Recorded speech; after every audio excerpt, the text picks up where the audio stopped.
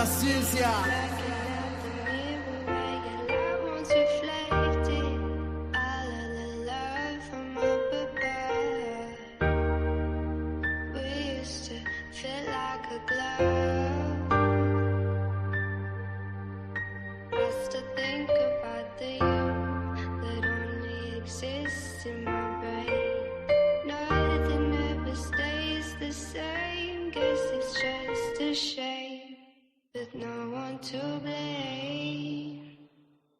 Me, myself, and I still pushing forward, I'm ahead like die. Standing on my flow with my head to the sky. Pass on a bitch, young rip, drop dimes. It's been a rough road, gotta look for the signs. I'm married to this music, so I cook for my bride. Flip out like a skateboarder, look how I grind. It took a long time, but I'm right on time. I'm progressing, that's progressive, I got bars like a correction. Still chasing petty cash, that's a mantis. I want extra, I stop searching for my pops. I hold my nuts just like a checkup. I get physical, I'm copping just like Interpol. I play on words like a syllable. To me the world is fading. Hold this L just like a Laker. Like a birthday, my shit caking. It get messy like an apron. I pick out just like some bacon, and I sizzle like it too. Can't forget about you, boo. It feel like we on a loop. Same shit, different day. I don't know what's really true. I get high as I leave hoops. Who gon' give me what I'm owed? Man, I guess nobody knew. And I know that money talks, so what it said is probably true. It's the feeling that I get and the shit I'll probably do to get through or get by. I get fly, cause I'm Jeff Goldblum in my mind. Tell them hoes to fall in line. If you thought I fell off, bitch, I'm back like my spine. Hot as homemade pie. That's the pro rate, ma. I'm a pro, ain't I? Sniff it out like K9s. I'm a thief, it take time to be great. I'm Bayside. I get blue like Kelly Parker. When I'm gone, I left a mark. Tell them fish I'm still a shark. I will embark on this journey till it's finished. In the midst of all this friction, I got vision on my P's like no limit. Like a mouse, now we clicking. I go out for the spinach, that's business. Cut the cord that kept us connected. Blacking out the mirror where your light once reflected. All of the love from up above. We used to feel like a glove. I still think about the you that only exists in my brain. Nothing ever stays the same. Guess it's just a shame. With no one to blame. Stop looking for somebody else to lay the blame. Without a wave of change, life stays the same. So when I pull up to your spot, I'm with a paradigm chick. Only used to have one and it's my paradigm ship. Calls for celebration, I cracked a hen. I took a hiatus, but I'm back again. A bunch of blue face hunters, I've been stacking them. Cause in the game of life, I just have to win. So when I'm in go mode, I be ballin' insane.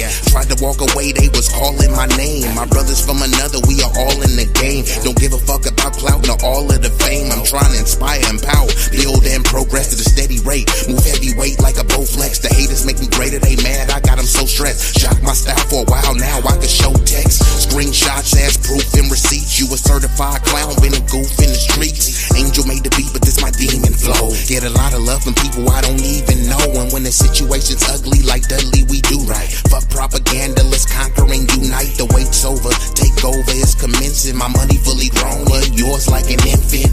But that ain't no shade to you, it's just provision and protection, what you made to do. Being a man with a purpose, who you supposed to be. Living life as a loser, that's a joke to me. FN 509, stay close to me. If I pull it, I'ma spray like some potpourri. I don't wanna have to go there, so hopefully you don't try to have no beef or no smoke with me. Bro, everything I'm talking about, be backing it up. I'm back in the cuts, rapping the Dutch and macking a hut. She start to get aroused when I'm smacking her butt. Baby got stupid cheeks and she be clapping it up. I'ma enter through the front and hit the back of her guts. She a classy lady, but be acting a slut when we be kissing and cuddling. My bitch like to hug. Her box customized so it fit like a glove.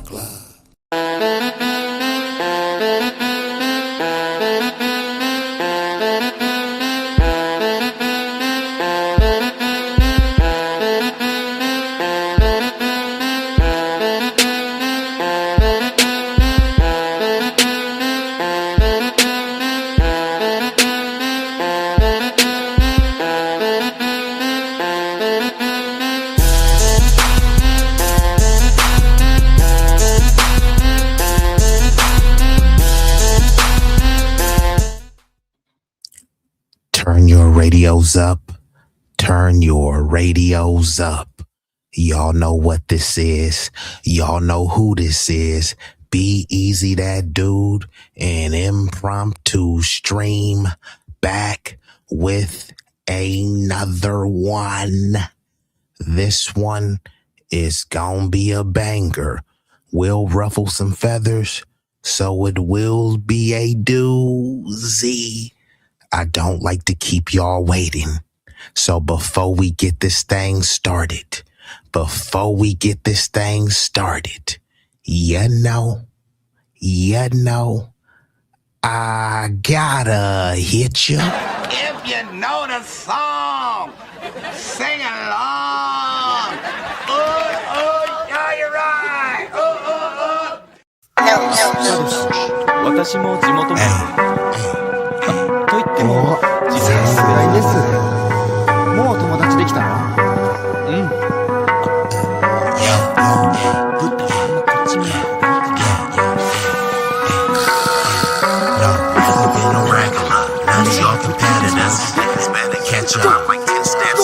Look, this promethazine got me leaning like a cholo in the club. I'm 20 deep.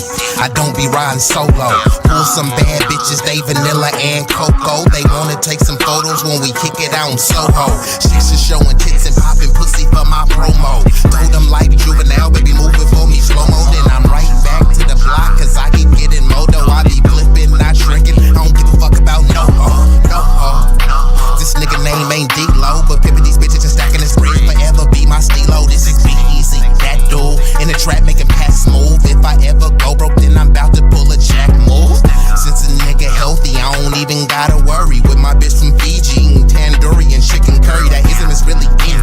My pimp game international. I design my own clothes, so I be always looking fashionable. Here's a couple facts about me that y'all didn't know. Some of y'all be getting bread, but I be getting bigger, dawg. I got bigger guns and a whole lot of bad.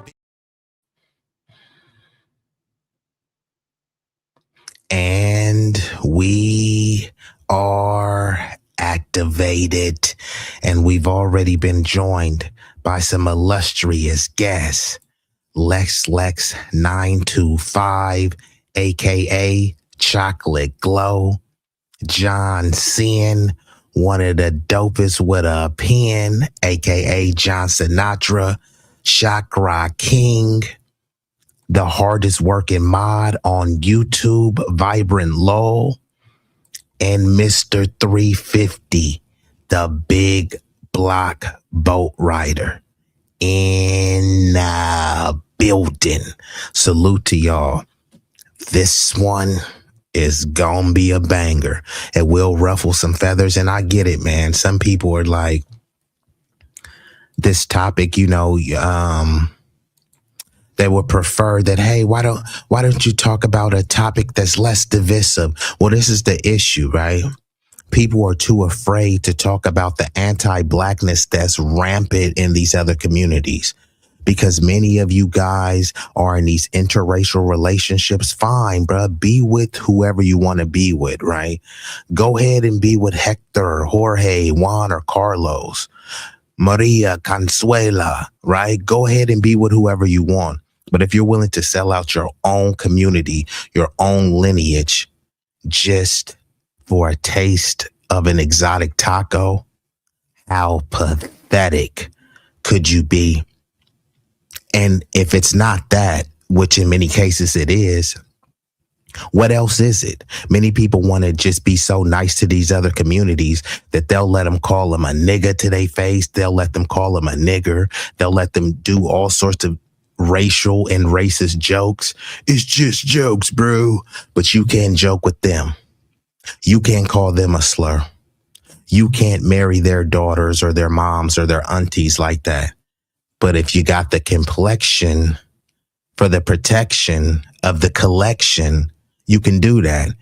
And that complexion is usually way lighter than a paper bag. You can't truly build a coalition with someone that sees your skin pigment as an inherent impediment. We can't try to pretend just because you grew up around someone buying tacos and y'all listen to rap songs calling each other nigga, that somehow that means that there's some sort of coalition. There's not. There never has been.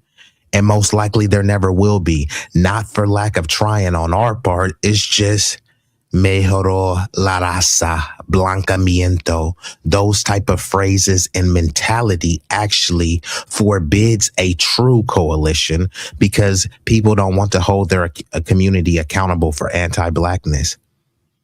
And people don't hold, and the irony is people are so fixated on the black community holding themselves accountable, which we do more than any other community, that none of these other communities have to answer for their anti-blackness. There'll be the occasional creator that calls out anti-blackness, but guess what? The collective of that community doesn't embrace them. You would think that they say, you know what? We got to look ourselves in the mirror and accept accountability for our hatred and disdain towards black people. Instead, they try to flip it. Well, they're lazy and they acting like victims. And then now they turn around and saying, we're victims because someone called me an illegal alien. Well, didn't you come into the country illegally? Yeah, but no one's illegal on stolen land. Huh? You can't go to their country and say that. You're supposed to crash out for them to come in your country illegally. But when you go to their country, they call you a pinche mayate. You're not even accepted in their country. You would be a fool to be fighting for that. You're supposed to go out and ice out, right? No, most of ICE are Latinos. Make this make sense. They want black people on the front line to protest ICE to stop illegal immigration, right? But most of the ICE agents, if not a significant amount, is Latino. A significant amount of Border Patrol is Latino.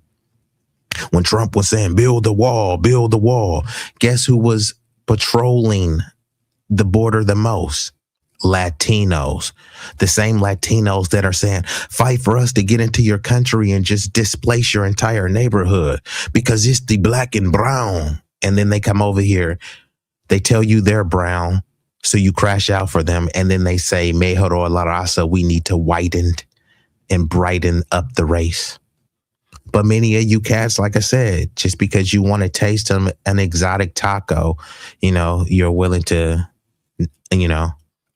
be blinded by the cooch. But let's get into this video. So I've already touched on this a little bit, where there was this racist Latina cop in Houston going on a tirade, calling black people niggers, saying that she wants to arrest these niggers and niggers, right? That's all she was saying. HPD most likely wasn't going to fire her. The community had to come and protest vehemently, and then suddenly they fired her, right? But then there was a multitude of Latinos coming out and saying, hey, we stand with her and we don't like those niggers. So these are the same people who are saying, go out there and protest ICE. So we're supposed to protest ICE for the border to stay open and more of these bigoted Latinos to come over and just call us nigger, right? And no, I'm not saying every single Latino is racist. Some of the greatest people that I know are of Latin descent, but even the people that I know that are great, they won't call their community out. They'll have a conversation with me in private. They won't publicly say it. They won't be at a family dinner and call them out. And some people say silence is complicity. Why are we always expected to call each other out? If some crusty nigga in Chicago does a drive-by, the black community need to hold themselves accountable. How am I hold this goofy ass nigga accountable in Chicago? I don't know that nigga. And he is being held accountable by the cops. He was locked up and he was given football numbers. That's accountability. Who's holding their community accountable? When you look at the Mexican cartel that are decapitating people, slaughtering their own people, find me one video and I'll pull it up right now. Anybody in the chat can tell me, name me a Mexican creator that's talking about brown on brown crime. Don't worry, I'll wait, because somebody drop it in the chat. Mexican cartel members, who do you think they're mainly killing and terrorizing? Other Mexicans. Find me one video of someone talking about Mexican on Mexican crime. Find me one video of someone talking about brown on brown crime, raza on raza crime. Find me one video. Tell me the video in the chat and I'll pull it up.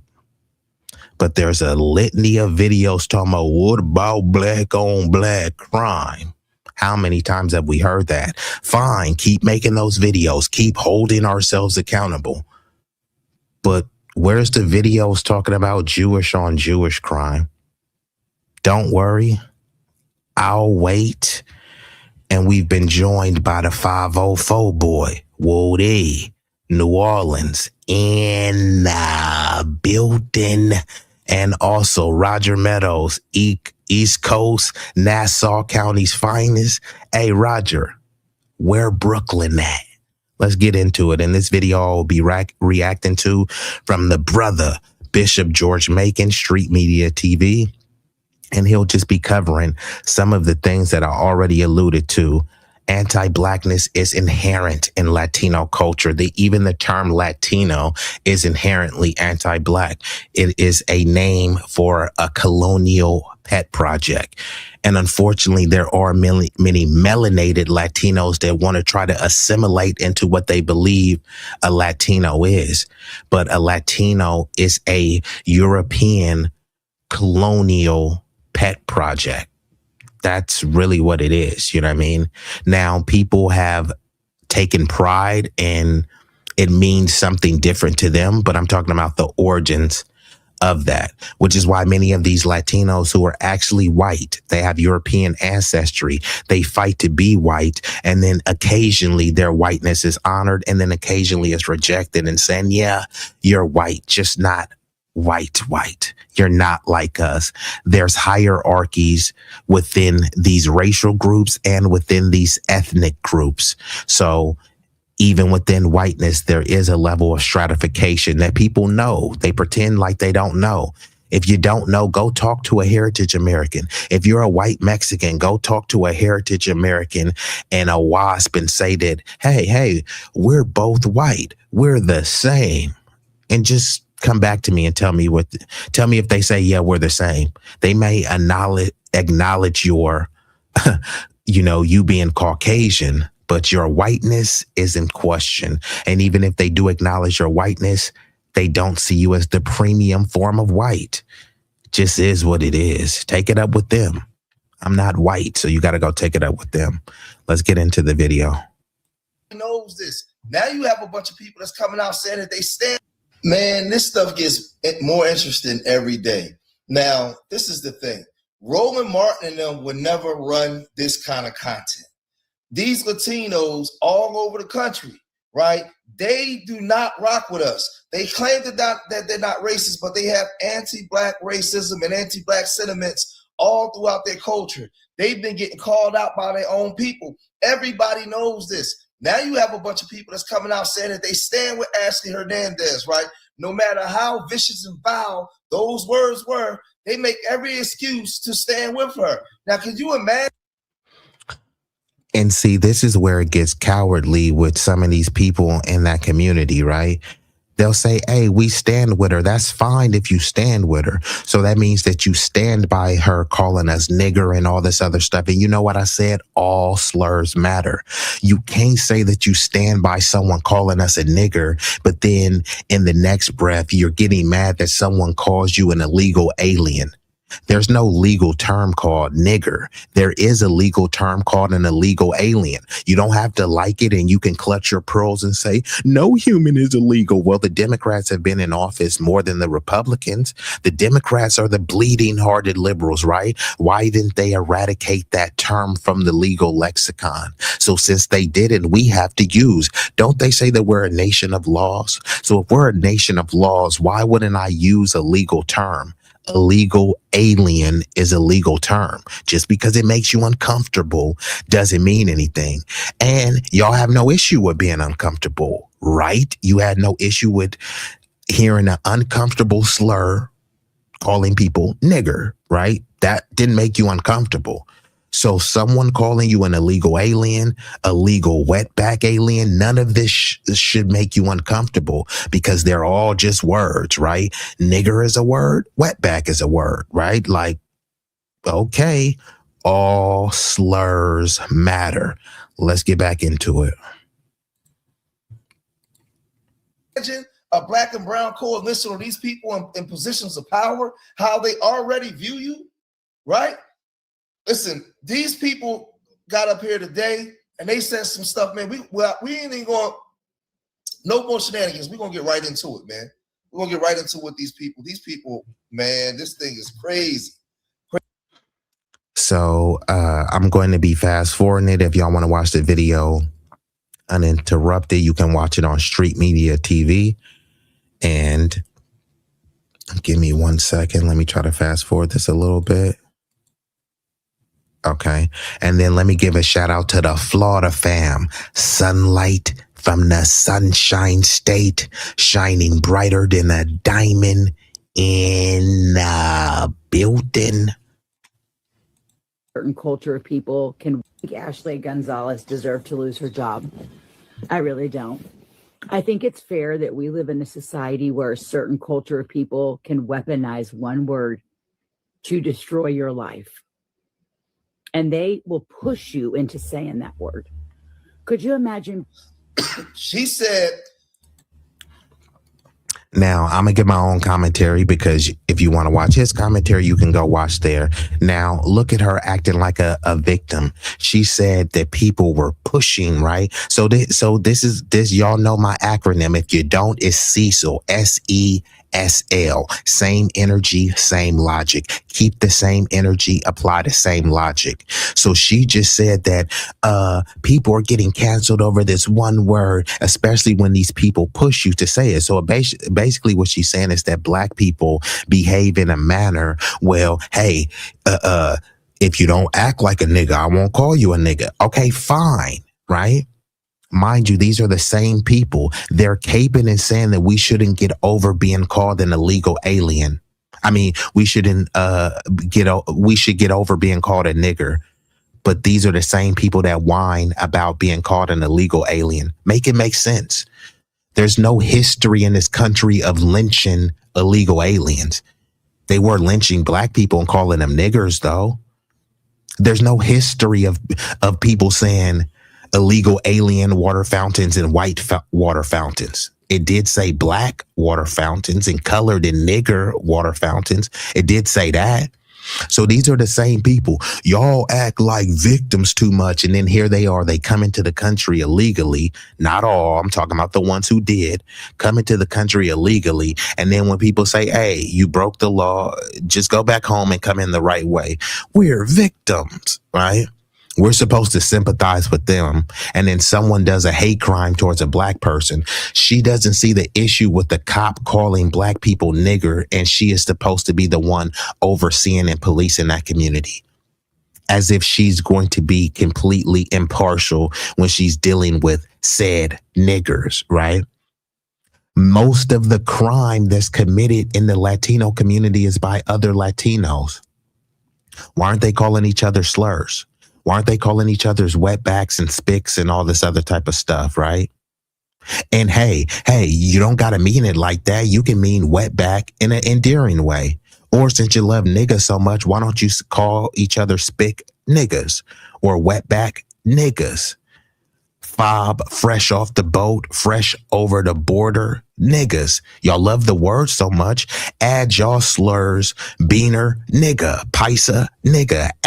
Just add nigga to it since y'all love it so much. And actually, she loved the ER. So you'll be a wetback nigger. Since nigga is not good enough for you, you'll be a wetback nigger, right?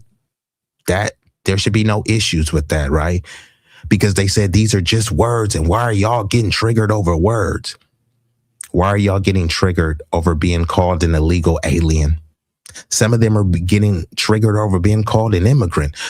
I'm just as American as you, and they can barely speak English, which, hey, there's nothing wrong with that. I told you I love people with accents, but these are many times people who can barely speak English with a thick accent, but they know how to say nigger fluently. How pathetic could you be? Let's get back into it. A certain group of people can use one word to ruin your life where you shouldn't be using it at all. Then she said, we can push you into being racist. No, we can't push you into doing nothing. Either you're racist or you're not, right? But this is these people. And this is the pathetic excuses. Nobody is forced to say nigga. And this includes black people too. I grew up around blacks and that's why I say nigga. I grew up around y'all too. I don't say ese. I don't call other blacks pinche meate, cabron, chango. I don't use that terminology. If y'all grew up around us, that means we grew up around y'all. And then they try to overstate. We grew up together. Actually, no, we didn't, nigga. We went to school. We went to school together, essay. We didn't grow up. And then let's be honest, bro. A lot of us after school, we wasn't hanging with a bunch of essays like that. We wasn't. So what? So where is this whole we all getting along stuff? So they try to say like, oh yeah, you remember the time where we played on the football team together? Okay, that don't mean like we really grew up together. We was on the same team. If we wasn't on that team, we wouldn't have been kicking it like that. So this whole like we grew up with each other is really some BS, because when you look at the neighborhoods, how is there a neighborhood? How could you call a neighborhood Little Mexico, but you grew up around us? No, what happened is you got many of your family members came here illegally, and the dub community, which you try to fight so vociferously to get accepted into, they said, hey, we don't want y'all around us. Y'all could go be around the niggas. Y'all didn't even really want to be around us. Y'all want to be around white mommy and daddy. And they gave y'all the Heisman stiff arm and said, no, you're not like us. So then they forced it to pretend as if it's a black and brown. And they only tried to do that to pacify it. It's like, hey, look, we're just like you guys. You know, you went through Jim Crow. We went through Juan Crow. No, you didn't go through Juan Crow, because Mexicans specifically were classified as legally white before the civil rights. Before the civil rights movement, Mexicans were classified as legally white. So what exactly would they have been fighting for?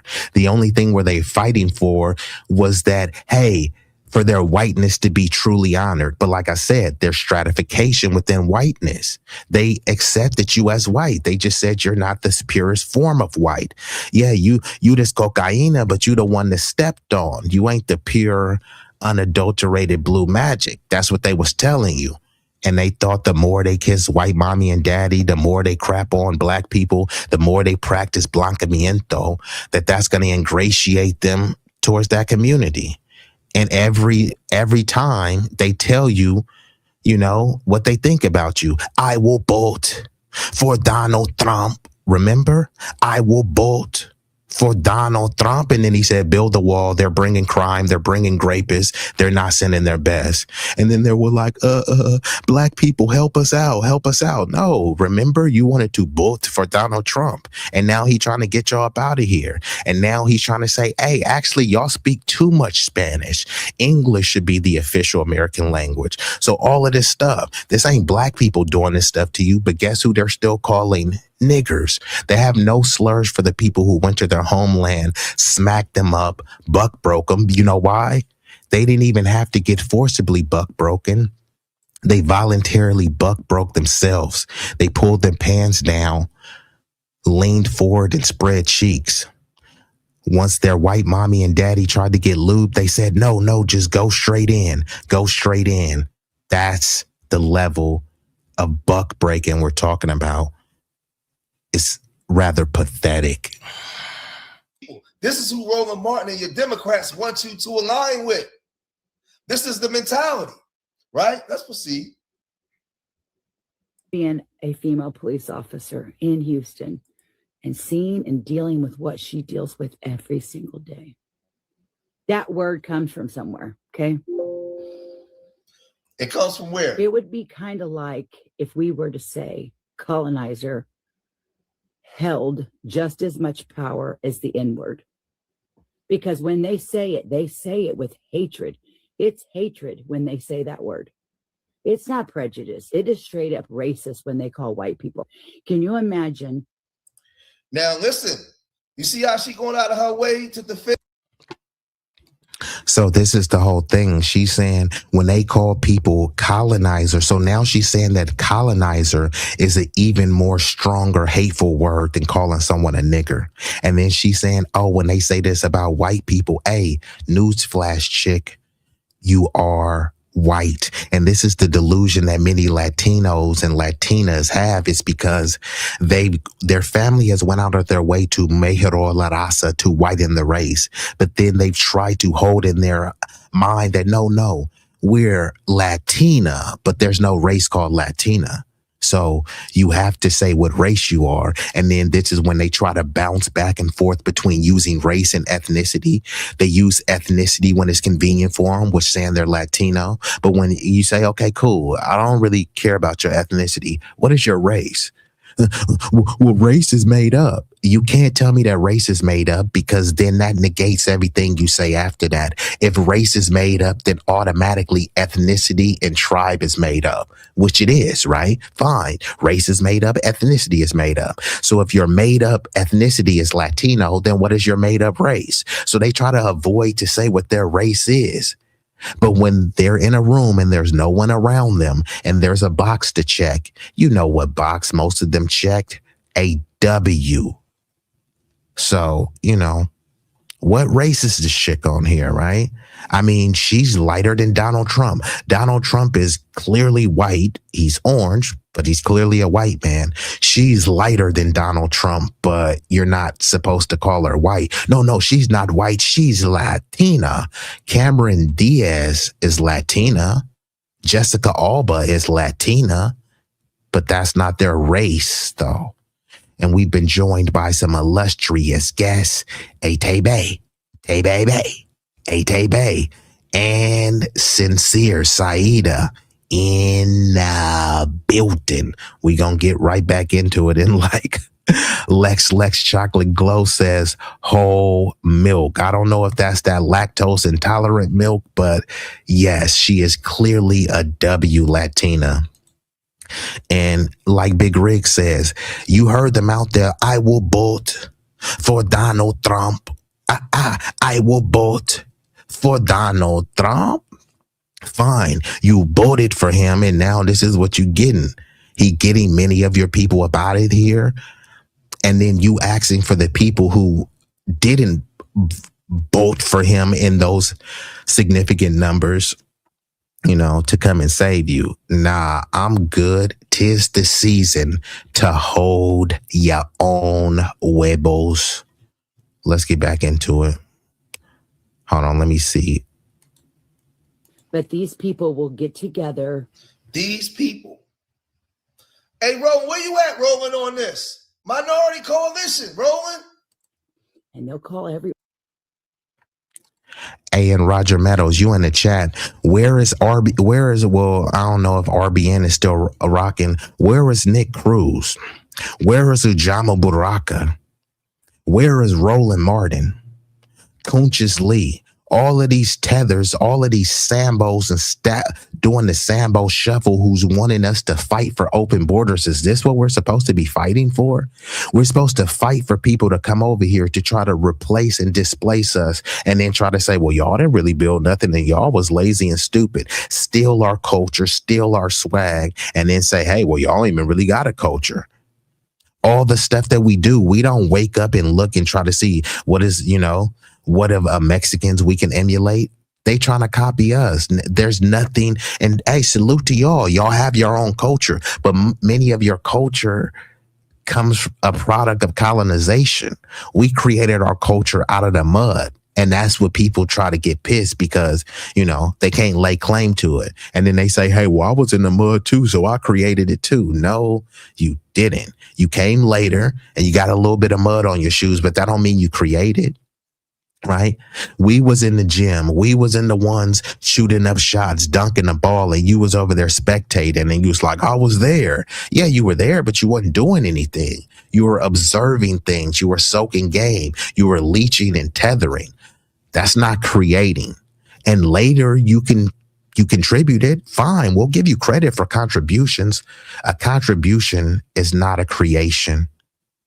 If I built a car and you bring me some air fresheners and, some tire foam, hey, thank you, bro. You contributed to helping my car become clean. But you didn't build a car. to try to be like, man, remember I brought you that sham wow towel? You know what I mean? That microfiber towel. Yeah, you contributed something to help me wash my car. Bro, you didn't wash the car and you definitely didn't build the car. And that's what many people are doing. They bring in some menial, minuscule contributions that we are appreciative of. But a contribution is not a creation. Organization, and they'll stand out there until they get their way. And the fact is, people need to not crumble. What those police officers go through on a daily basis and what they see every single day, I could only oh, it looks like we got the Tim the dweeb back. We got the goofball Tim. He says blacks are really obsessed with Latinos. No, y'all obsessed with us every day. You see a Latino tethering on to blackness. You don't see black people that's trying to cosplay and pretend Latino. We don't use any of y'all slang. Y'all have your own slang, but you don't even use it. We used to be saying, hey, what up, fool? And instead of that, y'all drop the L and say, hey, what up, fool? And that's y'all slang, some stolen shit from us. Amigo, essay. When's the last time you heard a Latino say amigo or essay?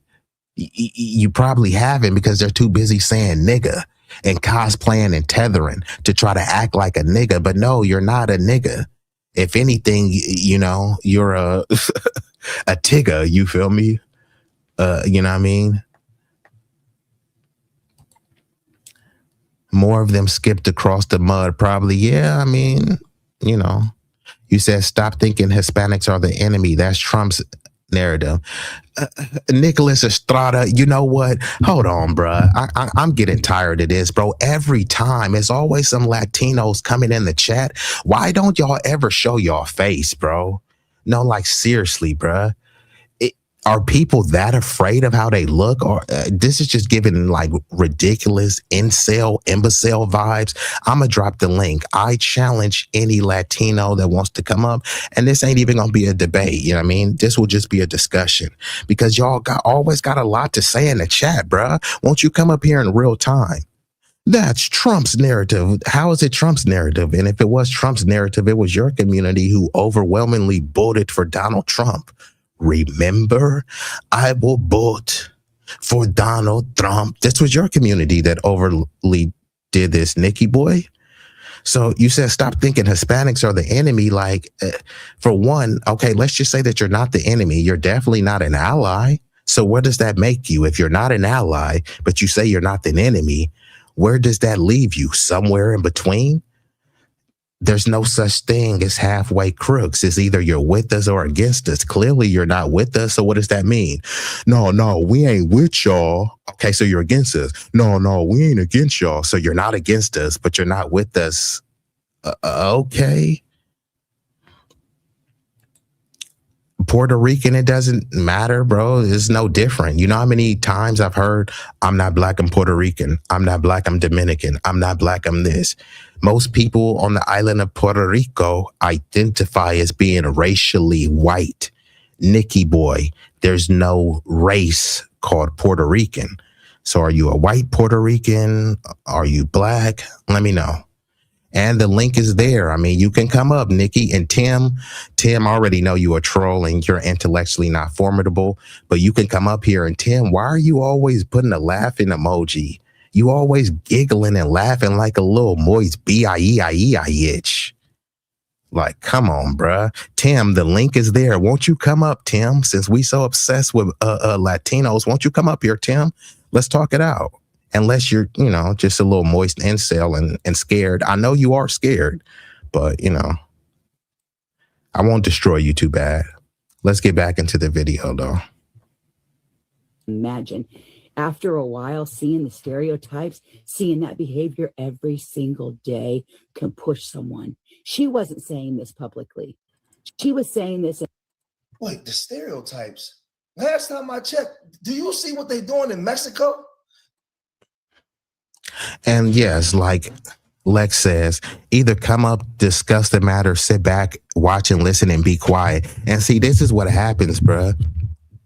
Y'all always like to have a lot to say in the chat, but you won't say something in real time. That's a form of intellectual cowardice, bro. We just got to call it what it is. People are trying to pretend like, yes, man, we want the black and brown coalition. Most of y'all don't even identify as brown. How the fuck am I have a brown coalition with some Latino that identifies as white? Hey, we can still build together, but not under this false pretense. You're a white Latino talking about black and brown. No, it's black and white. Fine. Let's build up the black and white coalition, but don't pretend that it's some brown coalition when most of y'all don't even identify as being brown.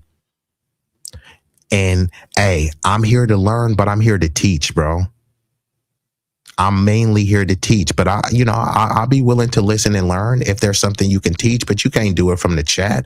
If you ain't willing to come up, Tim, and Tim, nobody take Tim serious. Tim is a low IQ lunatic. You said you don't toss pearls before swine. Tim, like I said, you're not formidable enough to challenge me, bro. But let's get back into it. Do you see what they doing in Houston, Dallas, New Mexico, Arizona? How come they never talk about their own people and the stereotypes? Because she's just blatant racist. That's what she is. She's a stinking racist. Private group chat with her friends, and she had one of her friends do this to her. She had one of her Hispanic friends that wasn't racist, like you. So, and this is the whole thing, right? They love to talk about the accountability in the black community, but then when Latinos try to hold other Latinos accountable, they call them sellouts and traitors and stuff. And man, why are you saving? Why are you, trying to crash out for the blacks? And see how he says, I can care less if they like me or not. My ID says FBA. And this is the thing. Too many times people are trying to get these other groups to like them, but it doesn't matter. No matter how much you try to bend and grovel and beg and plead with them, they don't like you because most of their existence is inherently anti-black. They're trying to get proximity to whiteness. Many of them actually are white because they have European ancestry. And there's nothing wrong with being white, black, Latino, Asian, Persian. There's nothing wrong with any of that. However, grotesque anti-blackness is extremely dangerous, and I can't stand for it from anyone. This includes from black people. This includes from everyone that's non-black as well. And what happens is many Latinos, they try to pretend as if they don't know the difference between race and ethnicity, and that there's no race called Latino and that there's no race called Hispanic. They try to pretend as if they don't know, but then at the same time, they'll call blacks lazy and say, you guys have low IQ. Well, if you guys are so high IQ, why are you getting stumped and confused between the differences of race, nationality, and ethnicity, right? If you're so smart, then you should already know the differences. But what happens is that many of them, not all, but many of them, they try so hard to be accepted into whiteness.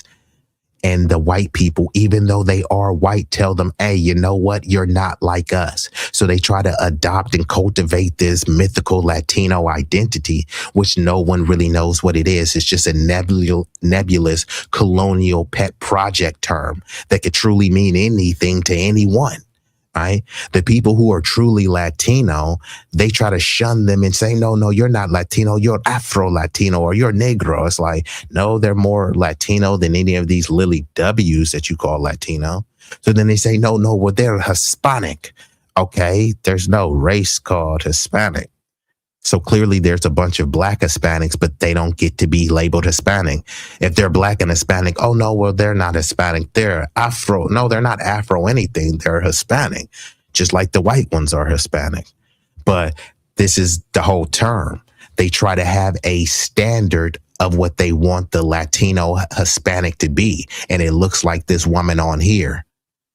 She looks no different than a white soccer mom from any of your local suburbs, right? And like Monique said, all she is a white lady with a taco. And shout out to tacos because I love eating tacos. But to pretend as if she's anything other than a white lady with a burrito, come on now, who are we kidding? That should be held They should look at that. They should definitely look at that. It wasn't like she was just coming online saying that. She said when she go to work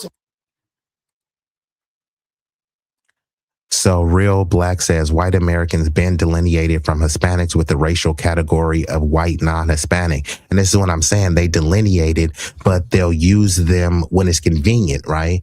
If there's some Hispanic person, and I always like to use Cameron Diaz, right? If they want to give an award for Hispanic culture, they can give it to Cameron Diaz. She's Hispanic. But if they want to uphold the beauty of whiteness and, you know, look at the angelic benevolence of whiteness, hey, look at Cameron Diaz. So she can be white when it's beneficial, but then she could also be Latino when it's beneficial. And that's how many of them are, right? They actually are white, but then they'll check Latino to make it seem as if there's something more exotic. And this is what they do in Florida, right? They have a bunch of white Cubans and then they like, oh my God, the Hispanic community, they really are going for the GOP. You mean the white Cubans? You know what I mean? So, but remember, all of these people pretend to be high IQ. So why aren't they talking like this? Why haven't they figured this out? There's a difference between race, ethnicity, and nationality. And, you can use this talking point. You heard it from me.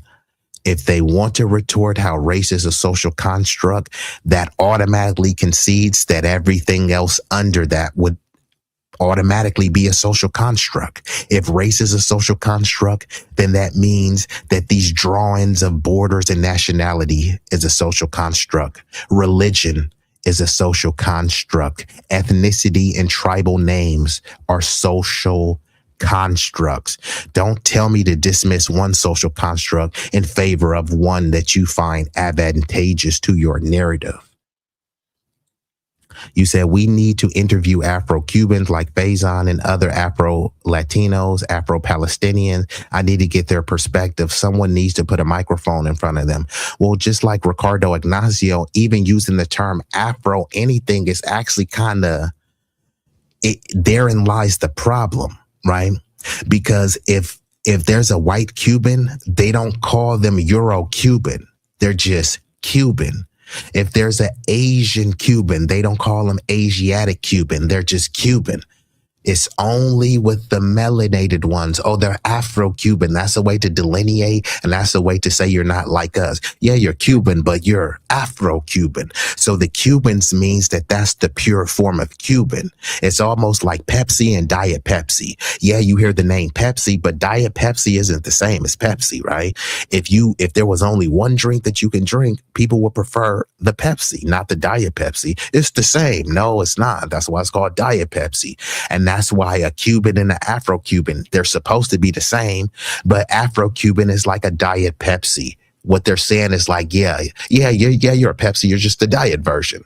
But no, actually, they're not. And people have been convinced because they've taught you that, hey, you're holding some sort of form of cultural pride. But no, all it is a form of ethnic erasure. You're othering yourself, and then they try to compare you to an immigrant, like you're not really truly from this land. You're an Afro, so they put in the Afro as a prefix to try to say that, yeah, okay, we'll acknowledge your lineage, but only, with the Afro in front of it. That people got to kind of stop doing that. The same thing, Afro-Palestinians, right? There's Arab Palestinians. Palestinians over here, don't take my word for it, look it up. Right now, the Palestinians are considered white. Now, you can go on a harangue and say, well, Palestinians ain't white. Well, do you see a movement right now fighting for them to not be labeled as white? Now, they have fought to be classified on the OMB as Middle Eastern North African, but there's no race called Middle Eastern. And there's no race called North African. So then again, what race are these people? Lebanese people considered white, Egyptians considered white, Syrians considered white, Armenians considered white. But if you're over there, Roger, then you'll be Afro-Armenian, Afro-Israeli, Afro-Lebanese, huh? The white people go over there. The white people who are smacking them up and bombing them. They go over there, have babies, and then they're just Lebanese. You didn't bomb anybody, and you get over there and they're calling you a bead. I mean, I'm just saying, bro. So putting Afro in anything is just a way to ethnically erase you. That's the whole thing with the whole African American, right? It's just a form to muddy the waters and to try to make you comparable with the immigrant. Oh, I'm an Irish American. My family immigrated here. You're an African American, so you really come from Africa. No, I don't come from Africa. Well, actually, you do. You know what I mean? So even if your family has been here thousands of years, and let's just say at the very minimum 500 years, that's not enough for you to be from here, right? Think about this. The so-called indigenous people, right? They suddenly discovered this land, but they stopped being, they say that they were Asiatic. Okay, when did they stop being Asian though? Right? No one could tell you that. Oh, well, they're indigenous. There's no race called indigenous, bro. So what race are these people? And indigenous is a relatively new term, right? People are using natives and Indians and all sorts of other terms, but nobody asks these questions because you're just supposed to go with it, right? Because they know many of these so-called natives are not indigenous. These people are indigenous to Europe, but all of the black people, you're African, right? No, I'm not. Like my family was here. Right? Some people were from Africa. Some people were from here. They mixed everybody up. They're doing it in real time. They're doing it right now. So what do you think they did back then when there were no records? They look at any Hispanic person and lump them up in one big group.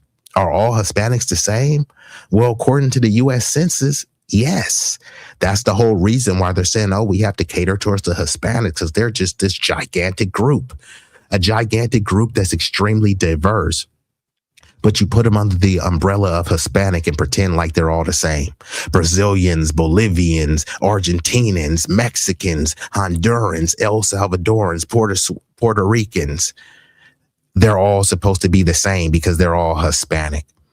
But I talk to my El Salvadoran friends and they tell me they don't get along with Mexicans. I know a lot of Mexicans that don't get along with Puerto Ricans. I know a lot of Dominican Republic people that don't get along with Cubans, but they're all under the banner of Hispanic, pretending as if they're just all one just big cohesive unit.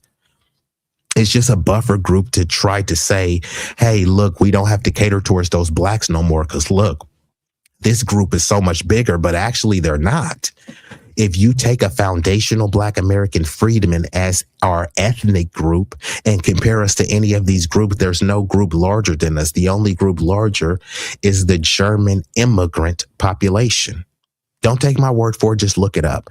Look up foundational Black Americans compared to Mexicans. It's more of us than them. Look up foundational Black Americans compared to Puerto Ricans, Venezuelans, Hondurans. It's more of us than any of those groups. But then when they combine them as to one big Hispanic umbrella burger or burrito, they roll them into one Hispanic burrito and they're saying, oh, look, the Hispanic number is so great. They outnumber you. And that's all it was created for. Was just like a buffer group to displace and say, hey, we don't want to have to cater to you. And all of those countries in Latin America, they practice mejor la raza. So they get to solve multiple problems. The darker ones, they get labeled as Hispanic Latino. The whiter ones, they will be folded into whiteness. They will have babies and then they'll be able to maintain the white majority, right? They've talked about this stuff in multiple times, and it's pretty obvious. I know Chuck Schumer and Jerry Nadler said that they need these people to have babies because white people in America are not having babies at the replacement level. So if they bring in a bunch of people, white Mexicans, white Venezuelans, white Brazilians, and they have all of these babies, they may not be WASP, they may not be Heritage Americans, but they'll be white nonetheless. And on top of that, they've done the most quintessential thing that they've been brought here for, to not get on code with us. So they're knocking out multiple things, right? They'll have people that come from an underdeveloped country, so they'll be more desperate. they'll dangle citizenship over their head, which is why they like to give them TPS, temporary protected status. Yeah, you could work here. Yeah, you can own a business. Yeah, you can own a house, but your protections are temporary. And then they act as if they love them so much, but then they just keep bringing in a new crop and giving them temporary. Like, if you love them so much and they're so hardworking, why don't you give them citizenship? Well, they don't care because they've already had babies, which they consider anchor babies. Those babies anchor them here, and they care more about the babies than the parent. If a baby has 5 kids, they care more about those 5 American citizens than the undocumented, unauthorized parents. And they can always dangle citizenship, or they can always, mistreat them, or you better not act up. You better not say this. You better not do this. You have to take these lower wages. You have to take this exploitation. It's something I call MAE, mutually agreed exploitation. They know they're being exploited. They know they're being mistreated, but that mistreatment supersedes, how they would be treated in their homeland, right? Many of them think, hey, I was struggling in my homeland and being mistreated there and poor. I'm being mistreated here and being paid 10 times that I would be paid here. So that's where the mutually agreed exploitation comes in. You know what I mean? It's almost, think about a chick that may have a gorilla pimp. You know what I mean? She was on her own, and then she was getting slapped up and robbed. Now she getting slapped up and she making money, and occasionally, she get her back blown out and she get a nice little necklace or something like that. The same thing was happening to her, except she wasn't getting a necklace and she wasn't getting certain levels of protection. That's a form of mutually agreed exploitation. Let's get back into it, and then I'm going to transition into another video. But I'm getting tired of this little Latina. So here, let me fast forward to this other little moist... I don't know what this dude is, but look at this dude. Here we go again. Hold on, let me pull it up. Look at this dude, a little bussified Rico Suave on your screen. Let's see what he has to say. You already can tell with a haircut like that, you know that he's anti-black. Is that an Edgar? Does he have an Edgar haircut? Come on, bruh. All right, let's see what this little moist Mario has to say. Mario, let's see. Americans try to force us into their white versus black mentality. That's a lie. You try to crowbar yourself into the W mentality because you want close proximity to them. So you look at us as the worst people, the scum of the earth. We're the worst people on the planet because you raising your hand to be over there with them. You ain't.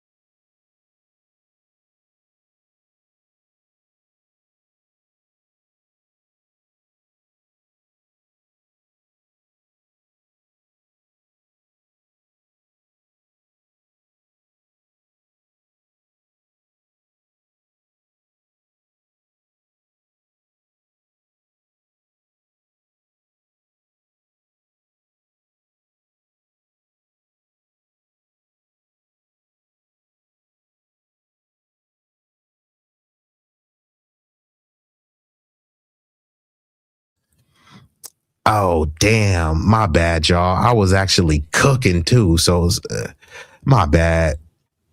Thank you for saying that. You know what? Thank you for saying that, because I was cooking. I can't even remember everything that I said, but let me go back to Roger. Damn it. My bad, y'all. I was really cooking and it was all off the dome. So Roger said WASP, white Anglo-Saxon Protestant versus WISP, which is a white Hispanic. And I said, this is the issue. The WISP are trying to be WASP, but the WASP have told them a long time ago that, hey, you are not like us. They gave them the Heisman stiff arm, even though they said, look, we've already gave you guys, we threw you a bone. We acknowledge your whiteness, but you're not the premium form of whiteness, right? You are Diet Pepsi, or you might be Diet Pepsi with the watered down, with some ice to water it down. You're not the true Pepsi. That's pretty much what they were telling them. And for centuries, they've been trying to fight to have their whiteness acknowledged and recognized. So many of them settled for the Latino as a cope. Okay, fine, I'll just be Latino. Yeah, but that's no race called Latino. So you're still trying to fight to get closer proximity to something that's beyond Latino. And that's this mythical virtue of whiteness. The whole term Latino and Hispanic is a colonial pet term, right? And this is why people think about it, right? Latino culture. What is Latino culture, right? Latino culture, Latin comes from where? Spain, right? Spain is where?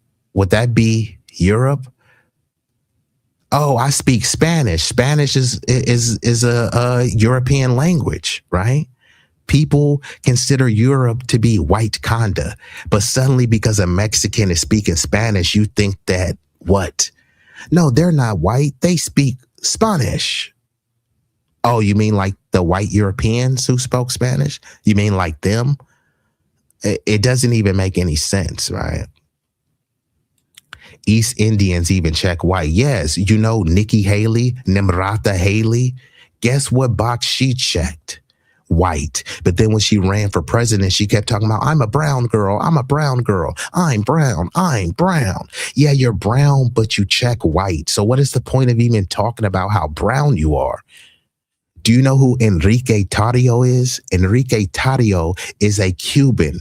He's almost darker than me. He was one of the leaders of the Proud Boys. When Enrique Tarrio got arrested, guess what race he was listed as?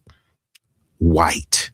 So yeah, you can try to say, oh no, well, he's not white. Okay, fine. Why is nothing been done about it? If he's not truly white and there's just some sort of scam going on where non-white people are checking a white box, where's the outrage from the collective white community to do anything about it? They always talk about it's the Jew. Okay, which Jews though? You mean the white ones? Well, Jews are not white, bro. Okay, 92% of American Jews identify as racially white.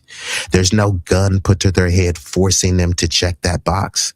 So if they're not white, what race is them? They have another box that says other. If Jewish people are not white, why won't they check the other box and then write in Jewish? Instead, they check appropriately and accurately what their race is, which is white for the majority of them. The majority of the Ashkenazis descend from European ancestry.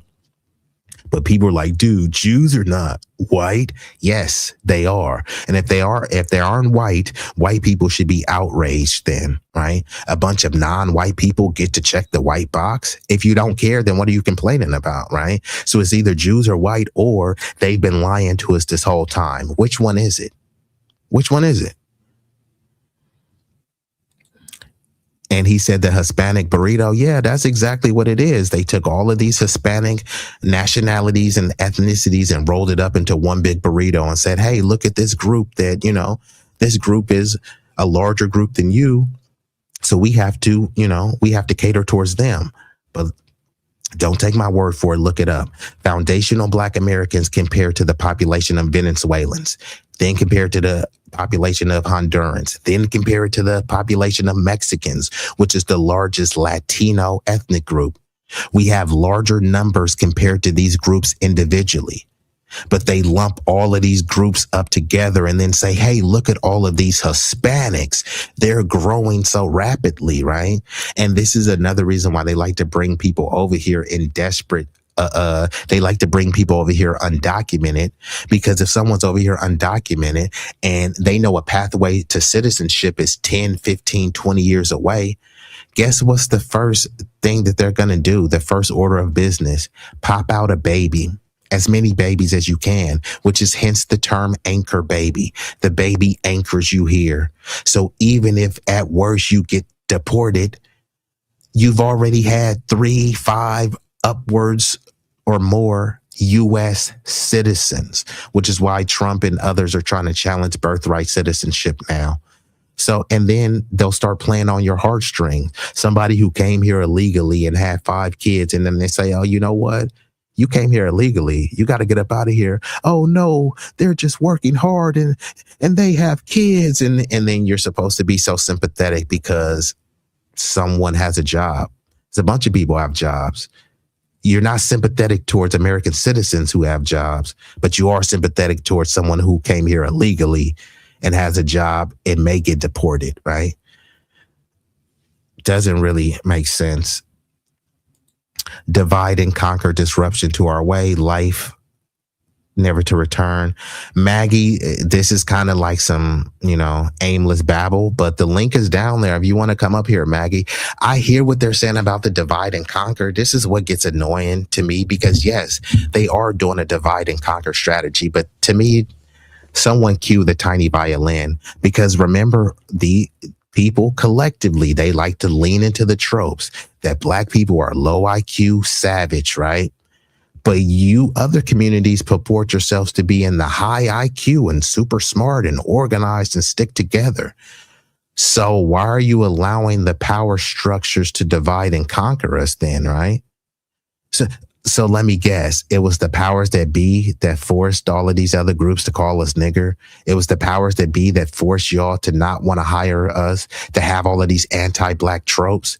They talking about divide and conquer. You're part of the division. And I'm not saying you specifically, Maggie, but I'm saying many people in your community. People will come on my stream, leave a comment, but when's the last time you talked to your family members about all of the disgusting stuff they said about Black people? When's the last time you talked to your family members or your friends and say, you know what, we should try to do something a little bit more in the community? You know what I mean? We should try to mentor the youth. We should try to do a food drive. We should try to clean up some trash or any little thing. And these things that I'm just naming is off the dome. And these are the bare minimums that people could do. People are not even doing this. And then they'll get on and say, they're just trying to divide us. No, actually, they're not. We've already been divided. How could they divide something that was never united, right? And if we're working towards unity, we're not going to unify by lying. If a dude had cheated on his girl, right, and he wanted to get his girl back, and he's like, baby, I just want you to take me back, but we don't got to talk about none of the past, huh? Nigga, you cheated over and over and over. It ain't no reconciling if we ain't dealing with all of the disgusting stuff you did. Man, why you living in the past? I'm living in the past because you never addressed it. Now let's address what you did in the past so we can ensure that this never happens again. And then we'll see where it goes from here. And this is what all these other people want to do. They want to try to forget what they're doing currently and in the past and just say, they're just trying to divide us. Okay, well, what are you doing to go against that? Oh, I'm just calling Black people niggers, but it's them that's trying to divide us. Okay, none of them are being forced. All of this Black and brown. Where are the Black and brown construction companies? Where are the Black and brown landscaping companies? There's black and brown. There's brown people at the radio station that play 99% of Black music, but they won't hire Black people. All right. Where are all the Black people going to all of these quinceañeras and fiestas? Right. So you can't divide what was never united. Freedom will be the next word to disappear from the dictionary. Well, freedom is not free. And even if freedom disappeared from the dictionary, freedom is in the dictionary. Freedom is in people's slogans. But do you truly have freedom? The term white was constructed to bring all people not black under one umbrella to create a cultural, social, and economic divide, also to prevent crossbreeding, aka mixing of the races. And this is the thing that people say, it's a social construct. Okay, fine, it is. Doesn't matter that's a social construct. What matters is what you adhere to, right? And since you do adhere to it, it's a social construct. Yeah, social construct that you're trying to get close to and assimilate and be a part of. So why are you even telling me that it's a social construct? And this is for the people that make that argument. And shout out to Lady Quantum. I ain't know you was in here lurking.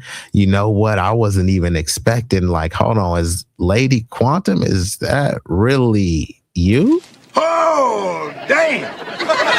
Dr. Brett, wait a minute. I know you. Wait a minute.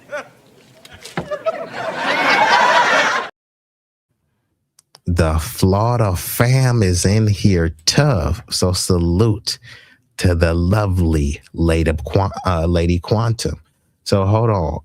Oh, damn. I think I missed a lot of y'all chats. So let me try to get into it. At least she got her popcorn going. So salute to the Lady Quantum. I think one of the other reasons why WASP will say you're not us is because of the old battle between the Protestant and the Catholic Church, where Hispanics are Catholics. Yes, Hispanics are Catholics, but guess where they got Catholicism from?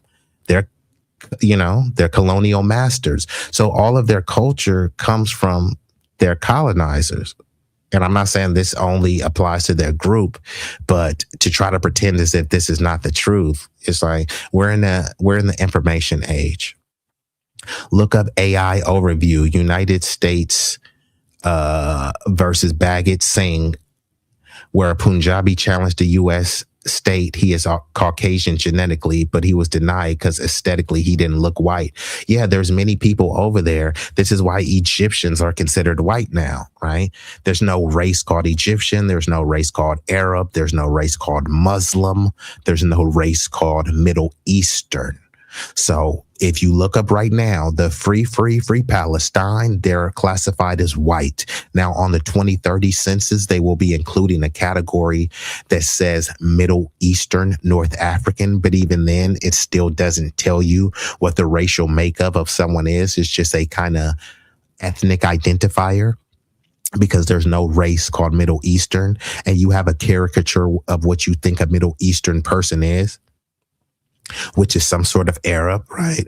But an Arab is not a race. So you automatically try to caricature, I think Arabs look like this, like bin Laden. But yeah, that's not what all Arabs look like. You said, what are you, bro? That's what people with power call us. I don't know, Nicholas. Nicholas, I dropped the link for you. You got a lot to say in the chat. You could say all of this stuff live. So, Nicholas, I might have to just kind of ignore what you got to say, bro, because you ain't really standing on nothing. I dropped the link so you can come up and say whatever you got to say, but you're just in the chat.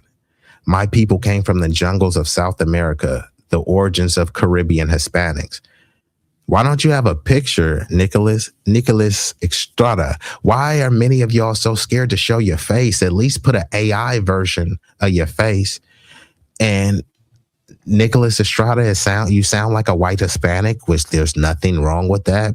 But is that accurate to say, Nicholas? And Nicholas, you won't even have to cam up. That's another thing. You don't have to cam up. You can just hit the link and you can just be doing audio like I'm doing. But if you ain't willing to stand on none of this, it's kind of hard to take what you're saying serious. And Red 6, and salute to Red 6, says, how is it divide and conquer when we were never together in the first place? We are finally starting to admit that. And this is alluding to what I was saying. You can't divide which was never united. See, before we were the only ones pretending to have this black and brown coalition. So we were stomping and stepping for it. And what happens is it was black and brown. And then when it was time to dole out resources, they only gave it to the brown. But see, we're actually brown. Foundational black Americans, our skin pigment is brown. None of our skin pigment is black. So when we say black, we're not talking about that our skin color is black. We're saying that that's our racial and our ethnic identifier, right? So these people are over here talking about brown, and many of them are not even brown. So where is the brown? It just doesn't even make any sense to say.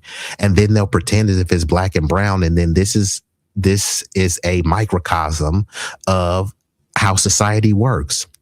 When these so-called brown people go into the prison, right, they'll be on the block with a black homie, right, or they black nigga, and then they go into jail. And then guess what? They go from calling that black nigga a nigga into a nigger, and they link up with the Woods, the Aryans, the whites. So it ain't no black and brown. And if many of them practice mejor la raza and consider themselves white, why are we saying black and brown? Why don't we say black and white, right? Like it's always been.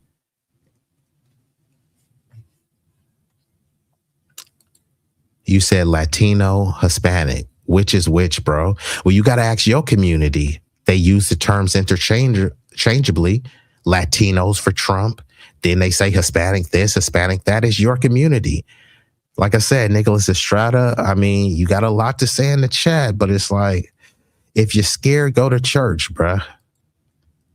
If you're scared, go to church, hermano. Anti-Black laws and statutes, policies, laws, statutes, amendments. You said, what state am I from? I'm from California. Oh, shout out to Stan Joseph, KMEL, and Summer Jam. Yep. I think you were talking about that there's a lot of Latinos that run these people. They run many of these programs, but they don't hire black people. All they play is black music. They use, black swag, black slang to get notoriety and popularity, but they only give the jobs to like Hispanics and Asians. If it's not a Hispanic, it's an Asian. If it's not an Asian, it's a white person. You know what I mean? You sent the link of the Mexican politician, Tex Rep Armando Wale, getting his wake-up call so beautifully. I'm gonna have to check that out. Divide and conquer, yes, but understand we were not the ones who divided. Y'all were the ones who divided from us. And this is what I'm saying. I don't really want to hear this whole divide and conquer. We were the ones inviting everybody to the cookout. Meanwhile, you're not getting invited to no bar mitzvah. Or no fiesta or quinceañera. You're not getting invited to those. And if you are, you're the only black person there, and people are looking at you like you got boo-boo on your shirt. So yeah, we have tried to unite with everybody, and we saw that it wasn't working. And you know what they say, if you're doing the same thing over and over, expecting a different result, some would call that insanity. So we can't keep doing the same thing over and over. Y'all said, you know what, we don't like you niggas. Y'all gave us y'all ass to kiss, and many of us still kept puckering up and kissing the booty. Now people are saying, you know what, we tired. 'Tis the season to hold your own nuts. If y'all don't like us, right, they try to pretend as if it's reverse racism to be separate. But if we're already separate, then let's just be separate but equal. Let's just be separate but no beef. We don't even need the hatred. Okay, fine, y'all hate us, then we just don't need to be around y'all. We don't need y'all at our parties. We don't need y'all cosplaying, tethering towards us. Just go celebrate your Latino culture and be proud of it. It's no hard feelings.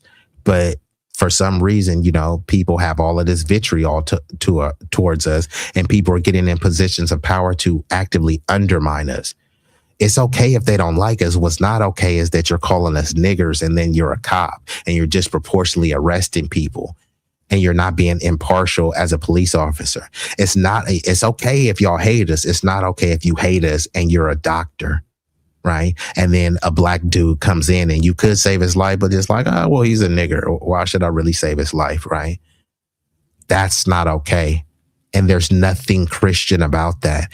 And all of these people claim to be themselves. What is so Catholic about now? I'm being facetious because, I know the churches, especially the Catholic Church, widely participated in the slave trade, but I'm being facetious, right? Because they like to trot out the Pope as if he's this, bastion of, virtuosity, right? But what about Catholic culture is saying nigger, nigger, nigger all day and trying to racially target black people? Because this is what these Latinas are who are saying, I stand with her, and our culture is this, our culture is this. Yeah, your culture is heavily Catholic. What about the Catholic culture is about racially targeting niggers. Is there any documentation or evidence that y'all can point to outside of their involvement in the slave trade, of course? Let's get back into it. They fooling us. They want us to subscribe to their social idealisms, and that includes their language. And quite frankly, I am refusing, as a Latino, I am refusing to bow down to their linguistic authority. Personally, I don't even care about Ashley Gonzalez herself. She is an individual. She can make her own decisions. If she wants to apologize, she can apologize. I, however, will never apologize. I am not going to apologize. I refuse to bow down to Americans when it comes to social standards, at least some of them. Like, if you're going to come at me and say, or be upset because I said the N-word, I truly don't give. So ultimately, I don't think that Black people or white people, especially Americans, have any right to tell any Latino or indigenous person how to speak on their own land. So, para mí, no me importa, papá. So this is the whole Latino tethering to thing. You can't tell Latinos and indigenous how to speak on your own land. Like, bro, this isn't your land. And this is the whole thing too, where they try to pretend. And this is why I hate the term indigenous, because no one really truly knows who you're talking about, right? In theory, you're supposed to know who the indigenous person you're talking about. But many so-called indigenous people, they look like Justin Bieber, Justin Timberlake, and Macaulay Culkin, and they're calling themselves Native American and indigenous. Indigenous to Europe, yeah. Native to where? Here you got this dude who is another white Latino. That's what he would be considered, a mestizo, right?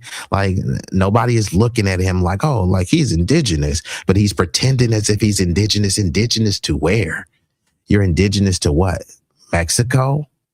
Like, he doesn't say, they just say indigenous to this land. And that's the whole misnomer, where there's really no such thing as being called indigenous to this land, because they say that they were indigenous to Turtle Island, and then they turn around and say they're indigenous to America. Which one is it? Because if you're indigenous to Turtle Island, this ain't that, bruh. This is America. Whatever you thought in Turtle Island was, or it used to be, it's not that anymore. Right? This is the United States. So you can't try to take claim to something that's been completely reshaped, revitalized, destroyed, and rebuilt. Because fine, if he is indigenous, I just want to know where he's indigenous to. Just throwing out the word indigenous without any context after it. People are saying, I'm native. Like, how are you native, bro? And your family immigrated here. So they immigrated and married into a tribe. Well, yeah, I'm native. Like, no, you're not. You're an immigrant. And there's nothing wrong with being an immigrant. There is wrong with being an immigrant and cosplaying as if you're some sort of indigenous native. Like this dude, you can't tell us what to do on our land. And then they're pretending as if everybody on this land was just united, right? Like there was just one phenotypical Native American, right, who looked like some red dude named Geronimo with long hair. And there was this brownish looking girl named Pocahontas, and everyone had that phenotype, right? And then some alleged Europeans came, and then they brought some alleged Africans, and then that's how it happened, right? This is just the mythical BS that you're just told, right? Just type in how long have humans been around, right? So you're supposed to believe that there was just this one continuous phenotype of people all throughout this land, and they were just getting along together, calling it, this is land, this is our land, we're indigenous to this land.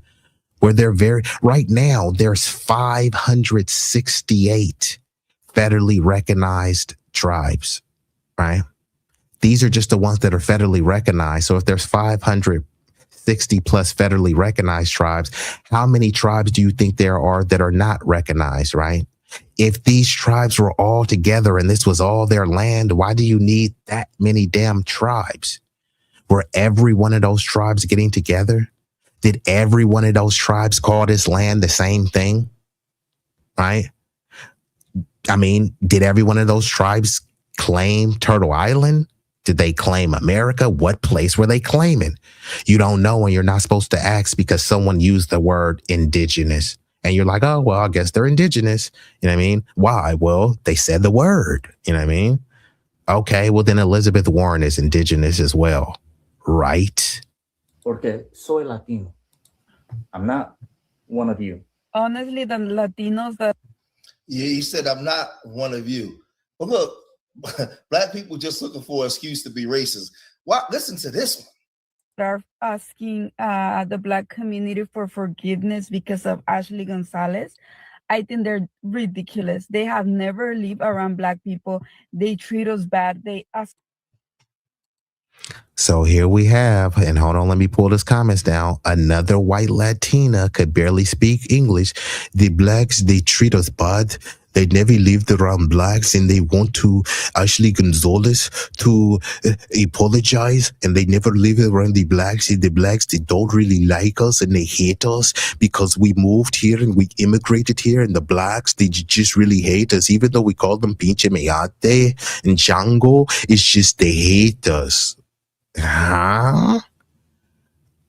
Okay. What neighborhoods have been historically Hispanic and then they went from Hispanic to Black? There's a bunch of Black neighborhoods where they dumped a bunch of illegal, undocumented Hispanics and just changed the racial and ethnic landscape of the neighborhood. Where has that happened to them? There's been neighborhoods in LA where there's been Latino gang members with the help of the crooked and corrupt sheriffs who have firebombed and terrorized Black people. Tell me one story of Blacks doing that to them. There's been stories of Mexicans rolling around spray painting NK, nigger killer. Where's people spraying wetback killer, spit killer, beaner killer? It's not happening. So here you got this Latina who could barely speak English talking about Black people are racist. Okay, we're racist because so think about this. The white Latina cop calling Black people nigger and saying she wants to lock them up, she's not racist. But Black people saying, hey, she needs to be fired for calling us nigger and racially targeting us as a law enforcement officer, that is racist. And then they say, Black and brown, we need to stick together because we're people of color. Well, y'all see this chick, what color is she? She's brown, is she? No, she has a filter on. That filter is making her even a shade darker. You know what she is. Telemundo Univision, a white Latina. Why are we pretending like we don't know what this is? I think they're ridiculous. They have never lived around. Listen to this one. Are asking the Black community for forgiveness because of Ashley Gonzalez. I think they're ridiculous. They have never lived around Black people. They treat us bad. They assault us. They assault our street vendors. And she using stupid. First of all, she using stupid. So here we have, and let me speak to some of you niggas that want that spicy Latina cooch. You'll look at her and say, oh man, I'm sure she got some ooey gooey box. And you know, you want to kind of lick that taco up and down. And you'll be willing to sell out your own community for a chick like this. For a W Latina that looks like this. They assault our street vendors and all this stuff. First of all, we don't even want to get into the street vendors because how are these street vendors, many of them who don't speak English, which that's fine. I'm just making an observation. Many of them don't speak English. So if they don't speak English, that means they couldn't speak to sign out the English forms to get an English seller's license, right? So how are they out there selling? All these street vendors, no one talks about that, right? They're out there selling illegally, but then it turns into, so what if they're selling illegally? They're just trying to they're just trying to provide for their family. Yeah, there were a bunch of black dudes out there selling barbecue plates to feed their family, but guess what? They say you guys don't have a license, so they got them up out of there. Meanwhile, they got these people who came here illegally selling strawberries, selling corn, elote, and all this other stuff, and you're just supposed to be like, oh, well, I know he came here illegally, but he's just trying to feed his family. Well, there's a dude who's a U.S. citizen, right? So he was born here, his family fought, bled, and died here, so he didn't have to come here illegally. All he's trying to do is sell some barbecue to people. He's not putting guns to anyone's head. People are willingly and voluntarily going to buy his plate, but because he didn't have the complexion for the protection, all of the black street vendors, they got him up out of there. And then people say, why didn't you just comply? Why didn't you get a license, right? And then when you go and try to get the license, it's many bigoted Latinas that look and sound like this chick. So if it's a matter and they only could give out a certain amount of permits, a certain amount of licenses, who do you think is going to get preferential treatment? Everyone who's non-black. So people turn to the informal economy. Then when they get caught selling a little bit something, they say, you're a felon, you're a criminal, right? And then they demonize you and nobody else will hire you. Even if you turn your life around and you get out and you turn a new leaf, well, you're still a felon. Bro, that was from 10 years ago. Like, I changed my life. Yeah, but you're still a felon, right? Meanwhile, these people come, they say they were seeking asylum and fleeing gang violence. What many of them don't tell you is that they were in gangs themselves. So they come from being gang members and say, hey, I'm fleeing the gang violence. And then they come over here and get a clean slate. And then they compare it to somebody who got locked up for selling an eighth of weed. Why can't you be like them? Because you locked me up for an eighth of weed. And now I got all of this stuff on my record, so nobody wants to hire me. Meanwhile, Manuel was doing all sorts of gang and cartel activities in his homeland, but you don't have a record of that. Right? If somebody was struggling and they had to file for bankruptcy, they're like, oh, well, you're not reliable. Then Jorge comes over here and he gets a new line of credit because, oh, well, they're just seeking a better life. A bunch of Americans are seeking a better life. We don't owe it to the globe to give them a better life.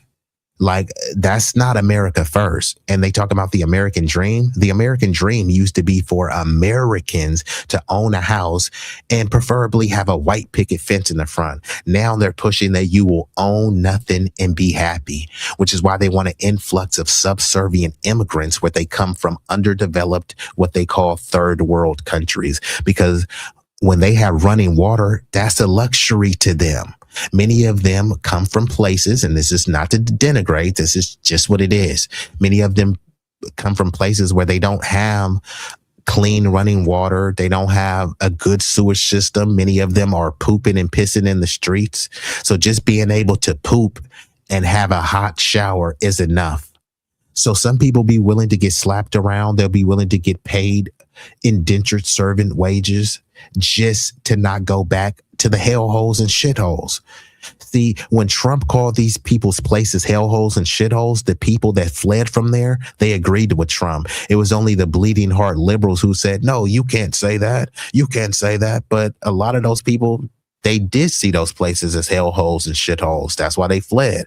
Now, it's not inherently destined to be like that. It's just a bunch of corrupt leaders over there. And rather than fighting, people just find it easier to flee, right? Rather than fighting and having your government be held accountable to build clean sewage ways and to make sure that there's clean drinking water, you're like, well, I'm gonna just try to flee to America or some other Western nation because they got clean water over there.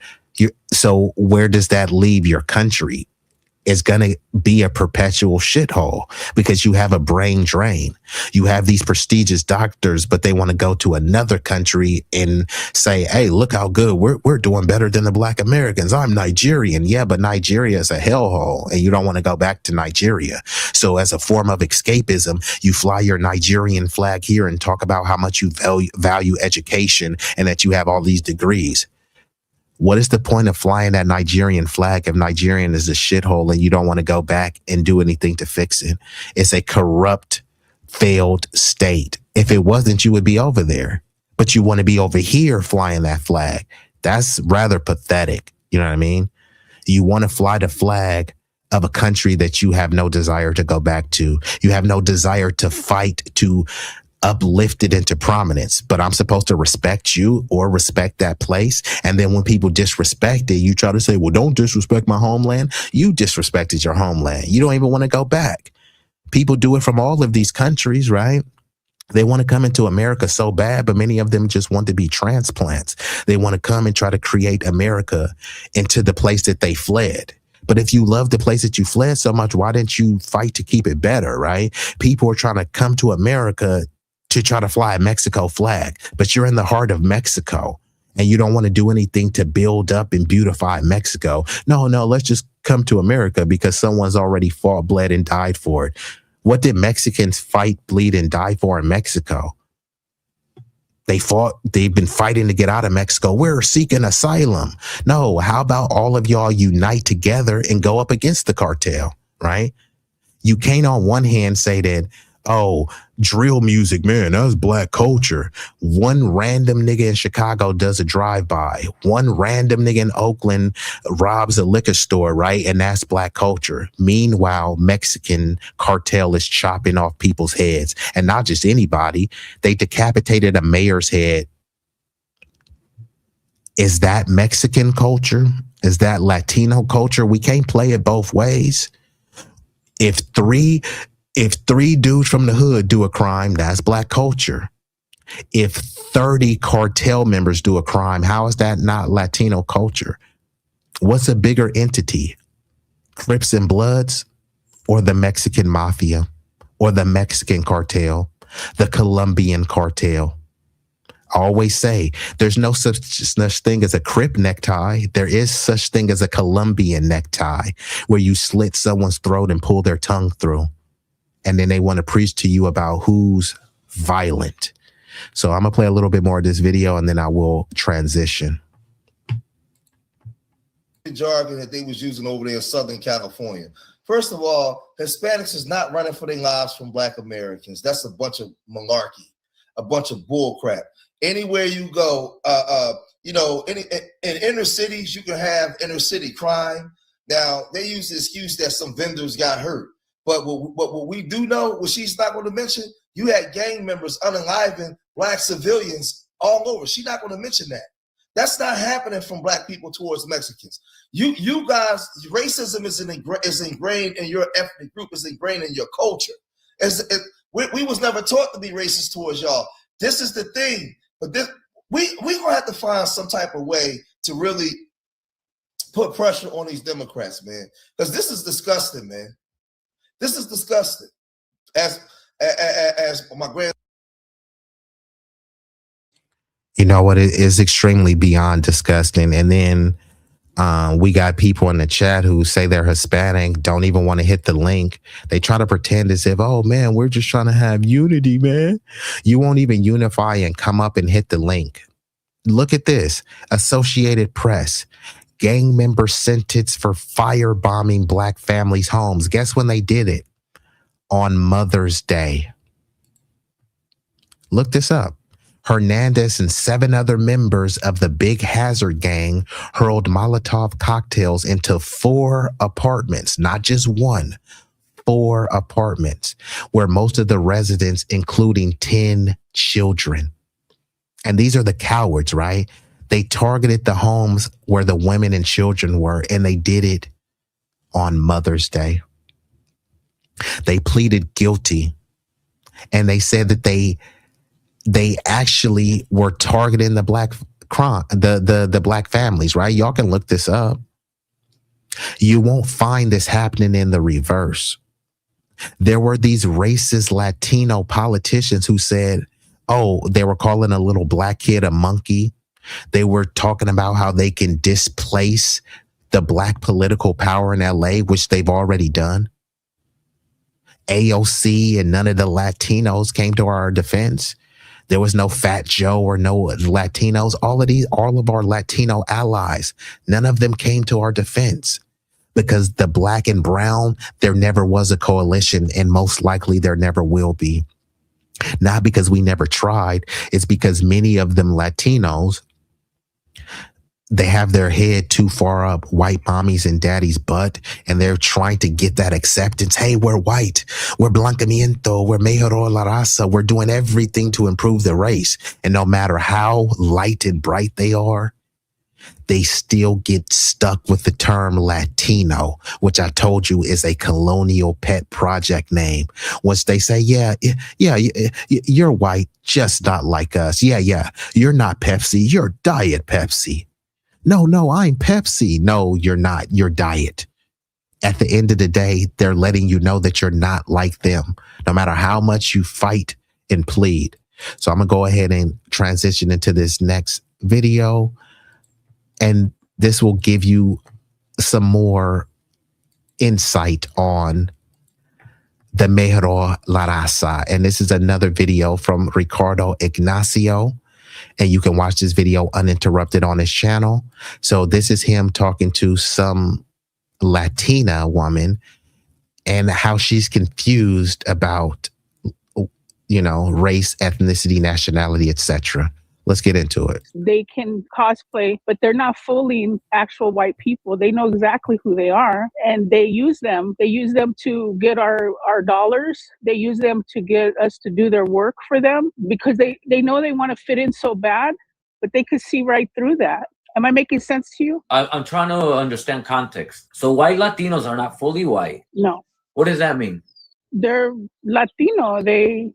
They're from another, they're not necessarily originally from, well, they are originally from here, but they have a different culture, and white people can see that. They might play along. And see, this is what I always tell people, because people try to go into those tropes where, black people are supposed to be so low IQ and stuff. Fine. These people are supposed to be the high IQs. How can't they figure this stuff out, right? He's talking about the white Hispanics, and she's like, no, they're not white because they're Latino. It's like, huh?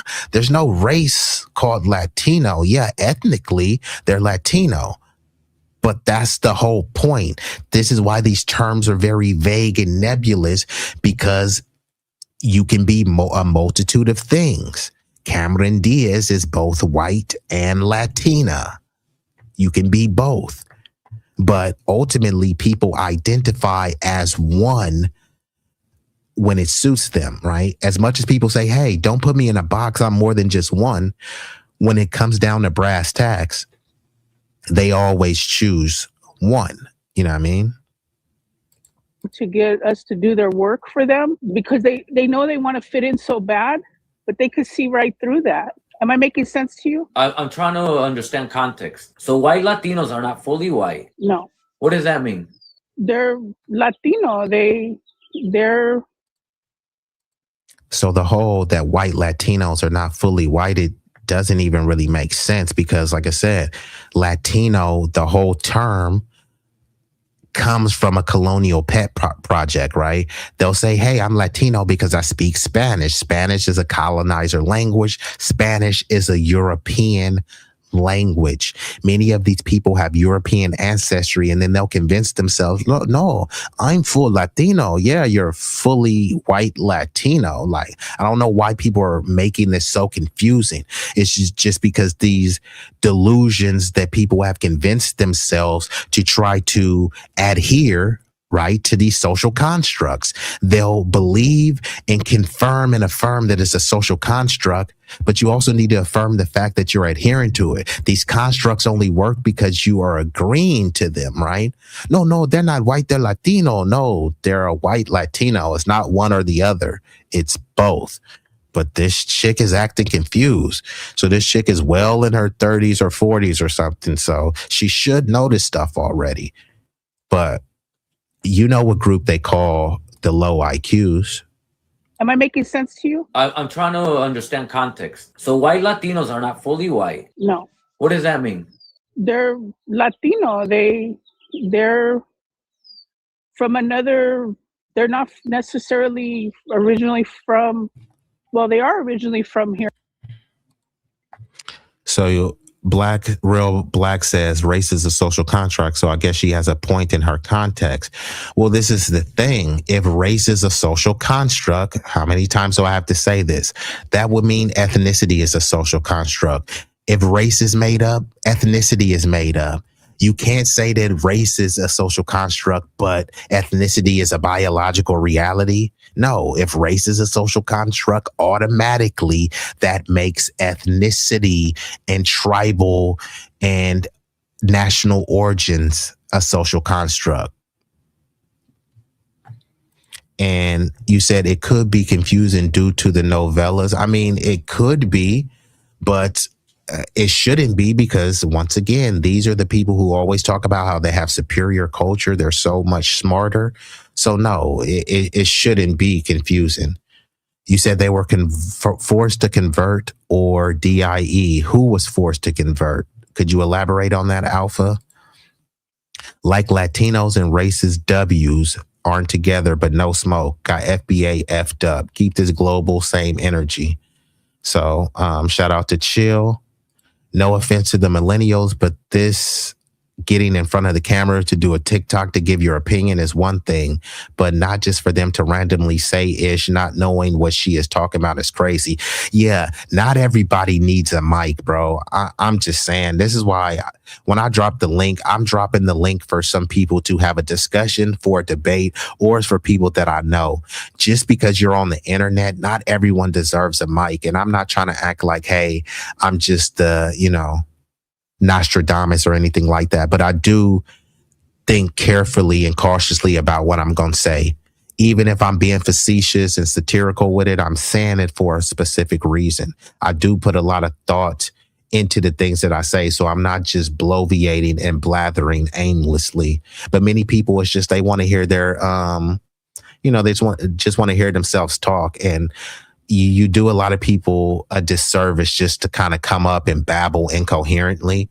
And then it's just a form of weakness and, a lack of like egotistical control, right? Because your ego was pushing you to get up there and say something, but you don't really have anything meaningful to say. Or sometimes people want to be contrarian just to, oh, so-and-so clicked on my comment. I'm going to troll them.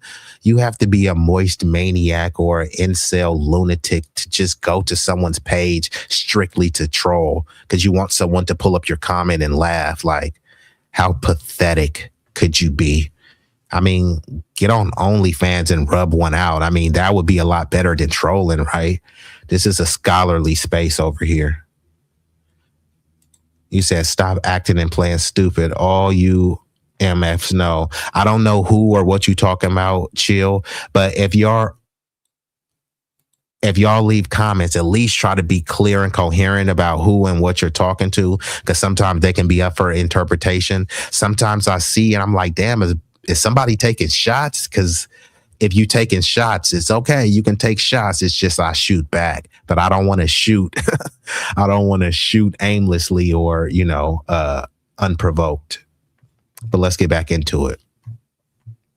But they have a different culture, and white people can see that. They know they want to fit in so bad, but they could see right through that. Am I making sense to you? I'm trying to understand context. So white Latinos are not fully white. No. What does that mean?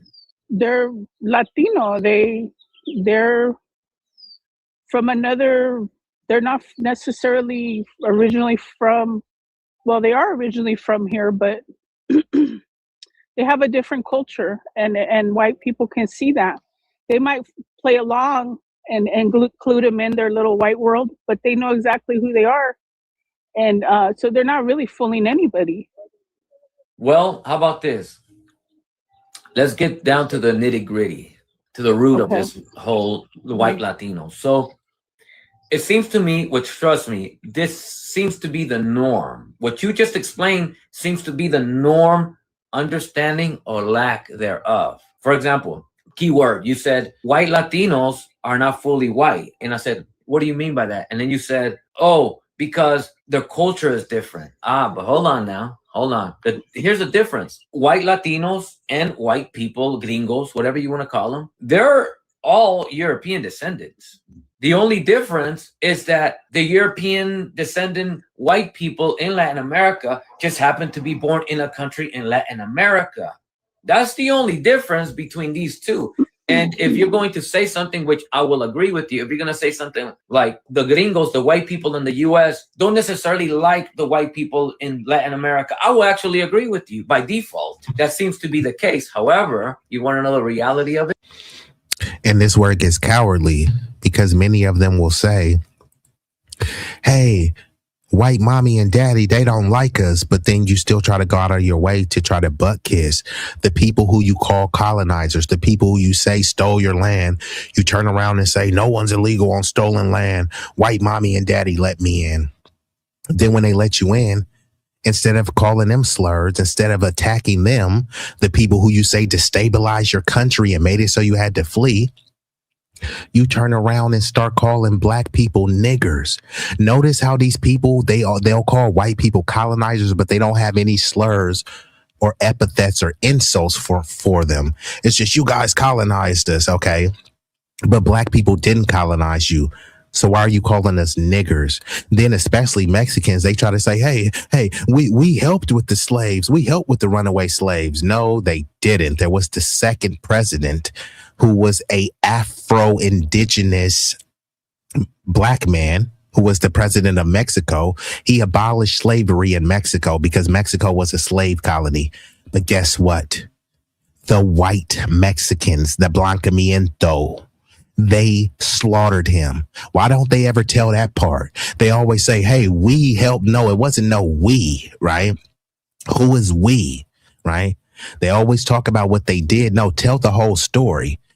It was the black Mexican president who freed the black slaves, and then the white Mexicans slaughtered him. Did y'all know? First of all, why are the black Mexicans even called Afro-Mexicans? Already said it earlier. If you have Afro or African in front of anything on this hemisphere, that is a form of erasure. They try to pretend as if it's some sort of cultural continuity and cultural pride, but it's just a way to try to make you comparable to an immigrant. Those Mexican people, many of them are actually indigenous to that land, right? But they don't get to claim indigeneity, right? They have to be Afro and pretend as if they were from somewhere else. Many of them were there longer than many of the white Mexicans. The white Mexicans are just Mexicans. The Afro Mexicans who've been there for thousands of years have to be called Afro, right? Look at the Olmec statues. I mean, who do they look like? Do they look like Jamal or do they look like Juan Carlos? But then they're trying to convince you, yeah, they look like Jamal, but they ain't really black though. Well, that's the whole thing. When you're talking about the Negroid phenotype, people will try to just relegate it to the African continent. But there are melanated Negroid people all over this globe, right? They're Asiatic ones, etc. So they try to frame that, hey, every Negroid person has had to have come from Africa. But that's just not the case. You know what I mean? But you're not supposed to question any of that, right? You're from Africa, right? Okay, fine. Where are these so-called indigenous people from, right? You said that they came here from somewhere. Where? So if they're Asiatic is what they want to say, why don't you call them Asians? Because there's no race called indigenous. There's no race called Native American. So what race are these people exactly, right? You're not supposed to ask. Let's get back into it. Is that the Spaniards and the French, the Italians, the Portuguese had already been beefing and had a problem with the English and the British before they even came from Europe to here. So their beef has always. And shout out to Hero for Hire, who says he's Afro Cherokee. And see, this is what I don't like. And shout out to you. And I'm not saying this for you personally. This person has to say that he's Afro Cherokee. But meanwhile, you got some people that look like Justin Bieber. Give me somebody else, bruh. Logic, Elizabeth Warren. Leonardo DiCaprio. How about that one? You got somebody that looks like Leonardo DiCaprio and they're just Cherokee. Meanwhile, this person has to say that he's Afro Cherokee. And when you're saying you're Afro Cherokee, all what they're really trying to say is that, yeah, okay, we'll reluctantly accept you as Cherokee, but you're Afro, you know what I mean? So it's trying to say like, yeah, you're one of us, but you're not really quite like us. Unfortunately, it's a term to try to ethnically erase or ethnically diminish your lineage. So I'll just call you Cherokee. So shout out to Mr. Cherokee here. Mayans ain't nobody but us, Melanina. Yeah. President Vicente Guerrero freed Mexico, a Freemason too. I didn't know he was a Freemason, but I did know that his name was Vicente Guerrero. I knew his name was Guerrero. I was going to say Vicente. I didn't want to just mess up the name. But yeah, look this up. This so-called Afro-Mexican freed the black slaves because Mexico was a slave colony, right? So that means plenty of Mexicans had African ancestry. So when he was freeing these slaves, there was the colonizer class of the Blancamiento who betrayed him. They did a coup d'etat. Why don't the Mexicans tell this story? I'm not Mexican, bro. Why won't the Mexicans tell this story, right? And then tell the whole story. Like if you watch a movie, right? Would you want me to tell you about 45 minutes of the movie when the movie is an hour and 20 minutes long? No. So why are they only telling one side of the story? That's not an ally. Latino or whoever else cosplay FBAs, much love and respect always, bro. Continue to rise. FBA family lineage ain't taking no BS no more. Excuse me, FBA certified elite. No cap, squabble up. Yeah, I mean, salute to chill. Yeah, bro. The days of disrespect are over, right? I know people say we're these low IQ, savage, sub-Saharan monkeys and we have no power and we don't stick together and all that stuff. Okay, fine. So you should have no issues when we they'll say that we don't stick together. Okay, fine. We gonna delineate and stick together. Why are y'all delineating? Y'all being divisive. I thought y'all said we needed to stick together. Y'all niggas dumb. Okay, we gonna stop focusing on everybody else and gonna focus on just us. Why are y'all being divisive? Like anything that we do to try to uplift ourselves is framed as being divisive, right? And then they'll tell us, okay, y'all need to pull your resources together. Okay, we're going to pull our resources together. So that means no more getting your nails done at the Asian shop. No more buying burritos from that taqueria. No more going to that liquor store over there, right? Make your own plates. We pull our resources. We have a community garden. You start talking like that, then somehow you become xenophobic, right? But I thought you just said we needed to pull our resources together. In order to pull our resources, that means that we don't need to be paying y'all. No nails, no weave, no liquor stores, no smoke shops, none of that stuff. And then once it's black owned, specifically foundational Black American owned, then, you know, maybe we can collaborate in some type of way. But if we're divided already, if we're segregated already, then let's just be segregated but equal, right? Don't push no reverse racism shit on me because y'all don't really want to be around us. And that's fine. You know what? I apologize because we shouldn't have been giving y'all no dollars anyways. Y'all hate us. Y'all think we're low IQ and disgusting. You know what? I ain't even gonna get mad. I ain't gonna hold you. I just ain't gonna spend not a nan dollar with y'all, and that's all you got to do, right? Don't get in there and try to say they're in there telling you to heady up and buy, heady up and go, right? Fine, don't just even go in there. Shit, you'll be better off giving the money to Jeff Bezos, right? At least with Jeff Bezos is just some Amazon robot, right? A robot that's like just filling your package.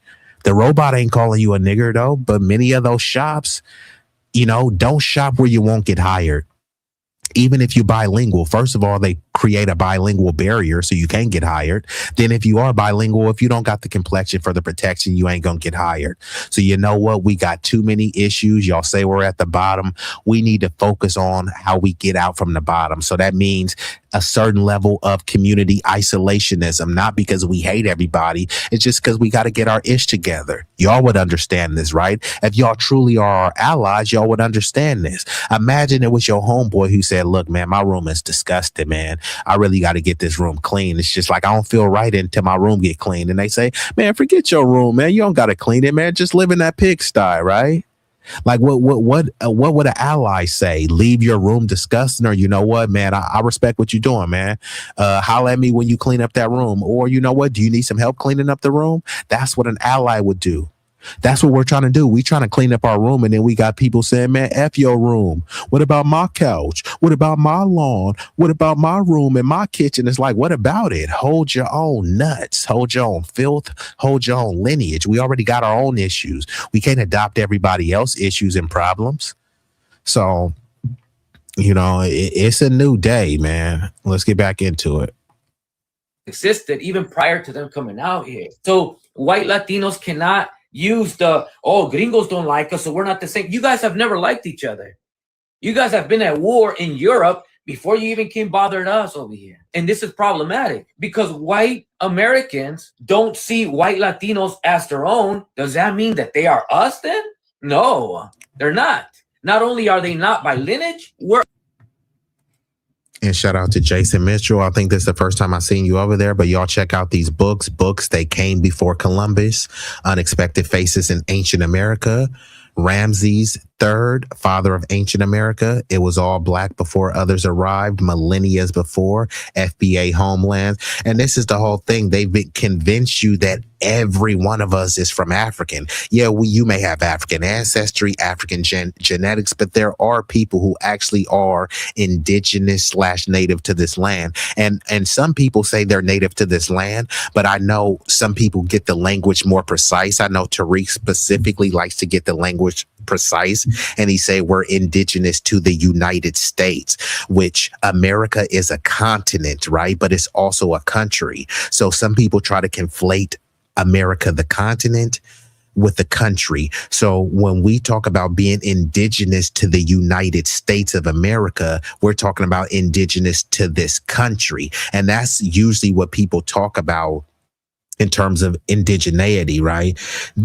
They talk about a people to first settle, you know, and inhabit a particular land, right? You know what I mean? But you can't say you're indigenous to America because there was no America that existed until we built it. Now, if someone wants to say they're indigenous to this land, you know, with many people, that's a crock of you know what? And with other people, it may be legitimately true. You know what I mean? But hey, fine. If you're indigenous to this land, what land was it? I just want to know. Because don't tell me you were indigenous to America, because if you were here that long ago, it wasn't called America. So tell me what it was called. And then people can't even tell you what it was called. So tell me you were indigenous to that place, because now this is something completely new, right? You can't tell me this is the same land. It's not. If it was the same land, it would have the same name, right? But it doesn't. Like, there's been so many revitalizations, revamping, alterations to make it this country that it is. So many people talk about being indigenous to the specific country, while others speak about the land. When someone says they're indigenous to the Americas, they may not be talking about the United States. They may be talking about South or Central America or somewhere in Canada, right? So it gets a little bit muddy with people with their indigeneity, right? So this is why we just say, if you're indigenous, fine. You're native, fine. We're foundational Black Americans, which is an amalgamation of all the groups. Some free people, some formerly enslaved Africans, some indigenous peoples of various cultural and ethnic backgrounds, some European ancestries. It's an amalgamation of all of them. I don't think we necessarily need to claim one, because we talk about it like being a cake, right? We are saying where are the foundational Black American cake, right? And, you know, cake has a little bit of egg, a little bit of flour, right? So if we're claiming a cake and somebody says, man, but you got egg in you. Yeah, egg is a part of me, right? And the flour and the cinnamon and the sugar and all this other stuff, right? But all of those things combine to make a complete and total cake. That I'm not an egg, right? It's just a part of me, right? So that's when people say, yeah, but you got European in you. Yeah, but I'm not a European, right? It's just like part of the eggs. It created the amalgamation, right? So when people say, yeah, you're African, yeah, that's a part of you, some African genetics, but those DNA tests are not even fully reliable as well. But You know, I can go on and on about that, but yeah, just to be clear, you know, not all of us came on a boat from Africa. It's just mathematically, statistically impossible. You said, where's the link? I dropped the link a long time ago. It should be at the top, but let me play a little bit more and then I'll drop the link again. Because I don't know how much longer I'm gonna be up here, but I appreciate y'all. Y'all really rocking out with me. I love y'all for that. Obviously different people. Where I will agree with you is that white Americans, the white people in Latin America, I will actually agree with you by default. That seems to be the case. However, you want to know the reality of it is that the Spaniards and the French, the Italians, the Portuguese had already been beefing and had a problem with the English and the British before they even came from Europe to here. So their beef has always existed even prior to them coming out here. So white Latinos cannot use the, oh, gringos don't like us, so we're not the same. You guys have never liked each other. You guys have been at war in Europe before you even came bothering us over here. And this is problematic because white Americans don't see white Latinos as their own. Does that mean that they are us then? No, they're not. Not only are they not by lineage, we're obviously different people. Where I will agree with you is. So shout out to Tim, Tampon Tim, the low IQ lunatic. He's still in here.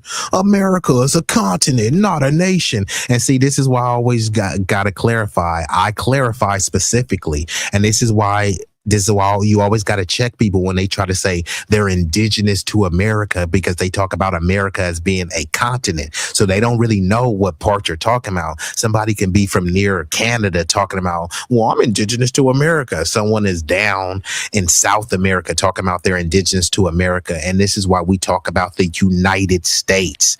And Tampon Tim, he's a low IQ lunatic, so he may not understand this, but there is a difference. Why do you think USA, you know what the A in USA is? United States of America. So the US is a country and a continent. I know this is hard for you to understand, right? So he's trying to pretend as if he doesn't know this, right? Like FBAs are indigenous to West Central Africa. No, actually, we're not. And Tim, you can't even talk because you're a pathetic loser who won't hit the link, right? You won't hit the link and you won't show your face. So like I said, Tim, if you don't hit the link, then I might have to get you up out of here because I don't mind the trolling, but you come here all the time to troll. You have a low IQ. You're a moist, moronic maniac. You won't hit the link. You won't show your face. No one knows who you are. So it's like, come on, bro. At least come with some level of scholarship, right? You think you're such a high IQ dude. And I already dropped the link. I know Tim ain't gonna come up, but I'll drop the link again. Because these cats always got something to say, but you guys are always in the chat, whining like just the little biatches that you are. But it's okay. Come on up, Tim.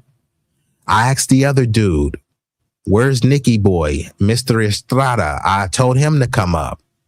All y'all got some shit to say in the chat, but y'all don't never want to come up. I told you we don't even have to debate, especially Timmy, Tampon Timmy. You will get destroyed, obliterated, filleted, and annihilated. So this won't even be a debate. This will be a discussion because you don't want that level of smoke, right? So Tim, Tampon Timmy, shut up. And actually, matter of fact, Timmy, Tampon Timmy. And I quote, you know your damn role and shut your damn mouth. That white Americans don't necessarily like white Latinos. Okay, fair. That's obvious. However, does that make them us? Meaning, do white Latinos, are white Latinos racially the same identity as I or lineage? I think it's all in their heart, like how they present themselves. They include themselves in with us, because my best friend's a white-sican, and I mean, that girl's 100% Mexicana. You know what I'm saying? You can't take that away from her. She doesn't try to blend. She doesn't, Let me pause you right there. She said one of her friends is a white Latina, but she's 100% Mexicana. You can't take that away from her. Like, what do you mean you can't take that away from her? Yeah, she's Mexican, but there's no race called Mexican. There's no race called Latino. There's no race called Hispanic. So no one's taking anything from her. So this is the whole thing. People want to be white Latino, but then they want to be like, nah, I ain't really white. I'm Latino. Yeah, you're both. You're not one or the other. So they're trying to pretend as if they're on some exotic type of shit where it's like, no, I'm not just regular white. I'm Latino. And like the sister Monique said, you're a white lady with a taco. And that's not to disparage because everyone loves tacos. Tomorrow is Taco Tuesday. It's Taco Tuesday now, depending on where you're at. So yeah, this whole thing is like, she's Mexicana. You can't take that from her. Like, no, she's a white Mexican. There's nothing wrong with that. Just stop pretending like you don't know that. With us, because my best friend's a white Mexican, and I mean that girl's 100% Mexicana. You know what I'm saying? You can't take that away from her.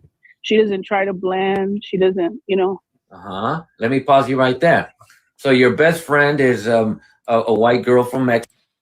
She even called her friend a white-sican. So you know that she's white. So you're calling her white, but then you're saying you can't take that from her. She's 100% Mexicana. Like, yeah, 100% white Mexicana. Like, I don't get why people are just acting confused and suddenly they don't want to add the white because they're trying to pretend as if them calling themselves Hispanic or Latino is distance them. And then they want to lean into, I speak Spanish. You speak a colonizer European language. This is just kind of mind blowing. What's up, Stan? Good morning, sir. How you doing? I'm doing pretty well. Great show. Good evening or good morning to everybody else on the panel. Not on the panel yet, but in the chat. I am one of B-Eazy's, what do you call it, researchers. I bring in topics for him to see. So this is a good show, man. I'm enjoying it. So that's all I wanted to call and let you know. Hey, thanks a lot. And I just want to say that sincerely. Stan is a really good dude. I mean, I like his temperament. The bro is smart. He's a sincerely genuine dude. And yeah, I got a lot of love for Stan because Stan is always, looking out for people. So yeah, salute to Stan, bro. I appreciate you. Oh, no problem. I just want may I make a suggestion? And this for all of us. Go ahead. I think sometimes it's like we're missing out on teachable moments for some people because some people don't really know, or they've been taught an old way and the way they've been taught is wrong as well, hasn't been corrected.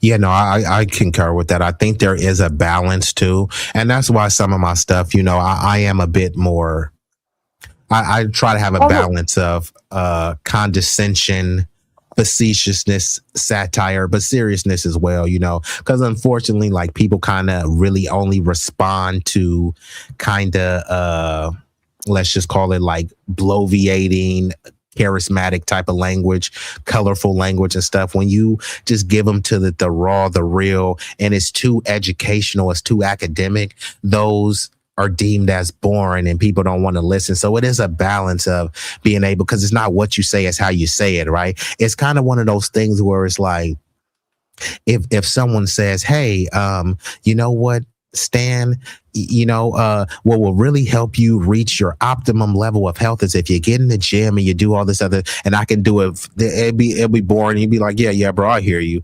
But then if I say, bro, you hella fat, you super sloppy, bro, you disgusting, bro. Like I got some bad bitches. I can't bring them around some fat, sloppy dude. Like as harsh as that is, that would probably motivate you more to get into the gym. You would probably be pissed. How the fuck you gonna call me out like that? But then you like, damn, man. I am. You know what I mean? So I'm not saying that's my aim all the way. No, you're great. I think the people that's like they like that stuff though, and not coming up on the show. Because I've been viewing the show a lot, and people just saying stuff. I think they like it because it's a kink for them.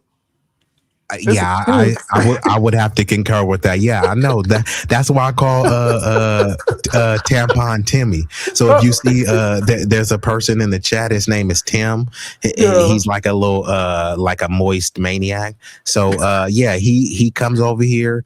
His whole thing is to troll, and he really like gets off on trolling. Like as he's trolling, he's like rubbing one out and circle jerking. So like I said, I'm here. I'm a man of the people, so I'm here to teach, but I'm also here to learn as well. So even the troll lives matter, no matter, you know, how pathetic tampon Timmy is, you know what I mean? Yeah. But I also do it for people, you know, and shout out, I think I seen Last Call in here, and there were a couple other people that I didn't get to shout out. Jason Mitchell, Silo, and hold on, what did Sincere said?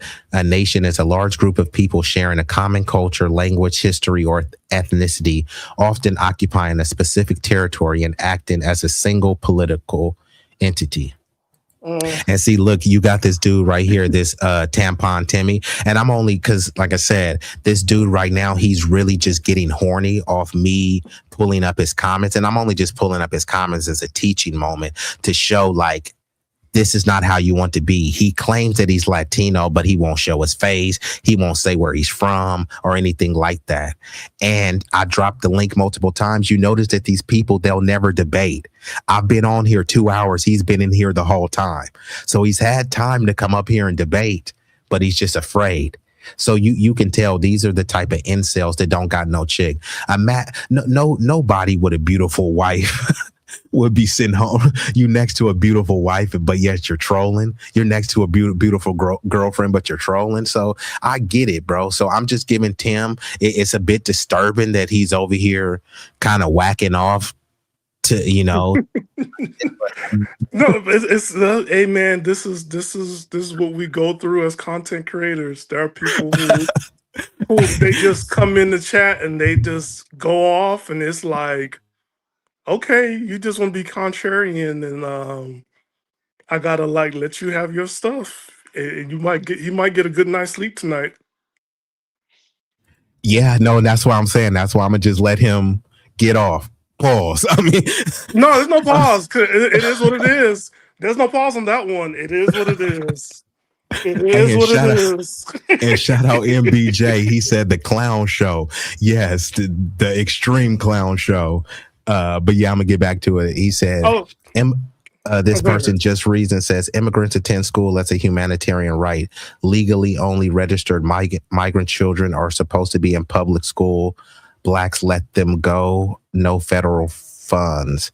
I don't really quite get what you're trying to say, so I ain't gonna fully respond to that. Because sometimes people be leaving stuff. I don't know if they be sneak dissing, if they just incoherently rambling, if they just mistype. So hey, shout out to Just Reason. I'm gonna just let you rock out with that one. Yeah, if people look at the whole school system and they making it more about blacks, I'm like, yo, you're not understanding, like, there's a lot more poor whites in public school, and they're in public school because childcare issues, the parents can't afford childcare, and also they can't feed them breakfast and lunch.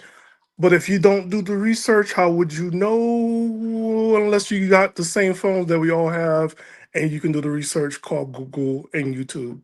But hey. Yeah, on Minds, I see. Thanks, Sincere. It's showing on Minds. It shows that Stans is a white circle, but I don't know why Minds is. I seen that happen. No, I see your face. I see your face. Yeah, that's what I'm saying. I see Minds, but I don't get it though. But sometimes I have seen that happen. So what happens? Like, I see your face on the main YouTube channel, but not on the other one. Yeah, I don't know what that is. The one that goes on the shorts and is going live. No. Yeah, I'm streaming it to vertical. Yeah, honestly, so I don't know. On the regular YouTube, it shows your face. On the other one, the shorts, it didn't show it. It was white. Okay, got you. Let me play some more of this video though, and then you can just chime in. But if you need to drop down, just let me know. No, I'm here with you. All right. Mexico, she's 100% Mexican. You can't take that away from her. Oh, but who's taking that away from her? We have got to the point where literally anybody can build a fully working app without knowing. Right. We're not arguing themselves in with us, you know, because my best friend's a white Mexican, and I mean that girl's 100% Mexicana. You know what I'm saying? You can't take that away from her. She doesn't try to blend. She doesn't, you know. Let me pause you right there. So your best friend is a white girl from Mexico. She's 100% Mexican. You can't take that away from her. Oh, but who's taking that away from her? Right. We're not arguing whether she's Mexican or not. We're arguing if she's white or not. Well, yeah, her blood's European, but you know, she's not down for what the colonizers did to our people. That's what separates someone who's cosplaying and someone who's not. Hold on a minute. So because she doesn't agree, according to you and according to her, maybe she doesn't agree with what the colonizers have done. That makes her then what? One of mine? One of my people? I mean, she's an ally, you know. She's an ally, and we share a culture. So yeah, she's this is good. Hold on, Sarah, stop right there. But let me interrupt you, Ricardo. See, this stuff is all. You see what the confusion is? So go ahead, bro. This is getting wild, bro. No. This is good. I'm gonna pull this is a teachable moment. This is a teachable moment. This is a teachable moment, right? This is good. This is good, right? Because the idealism that we're all the same, it gets lost in the sauce. It's okay to be different, number one. To say white Mexican, right, is another reason why somebody would say they're Afro-Mexican. There is a subculture. And also sometimes that people will say you're not Mexicans. A lot of time I say Afro-Haitian American, right? There's a reason I say it, because to a Haitian, I'm not Haitian, I'm from America, right? There's white Haitians that will clearly like, okay, what kind of Haitian are you? And I'm like, yo, that's like enough. And I just say it just to get out my face, and that's it. I never it's not to teach. I just keep it away as a shield. But for her, when she said like, oh, she doesn't believe in the process, then here it goes, right? Because I've mentioned it in the whatchamacallit, in the group chat. Like, yo, okay, you're a white Latino, but do you date tan Latinos? Do you actually, what part of the culture do you celebrate? Are you more Consuelan? Because anybody in Latin culture will understand like, hey, there is a big difference because of the skin tone and also where you grew up. And also, what's that thing we discussed last time? Hierarchy, social class, classism. Is she part of that structure? So she's she's everywhere, because you know what? This is stuff that everybody live, but nobody really discuss. It's kind of like we don't discuss politics, money, and religion. But I'm glad that he's having a good time with her and talking to her about it, because it's challenging. And look, I'm looking forward to when you talk about Latinx,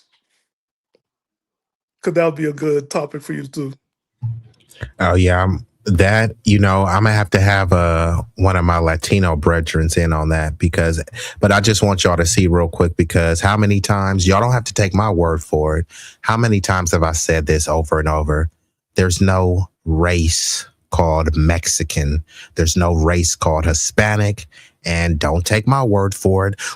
Type in on Google Gemini, type in ChatGPT, Claude AI, Microsoft Copilot. They'll all say the same thing. No, Latino is not a race. It is an ethnicity that can include people of any racial background, which is why you have to emphasize if someone is a white Latino, because there's Black and Asian Latinos, multiracial Latinos. It's all on how they identify.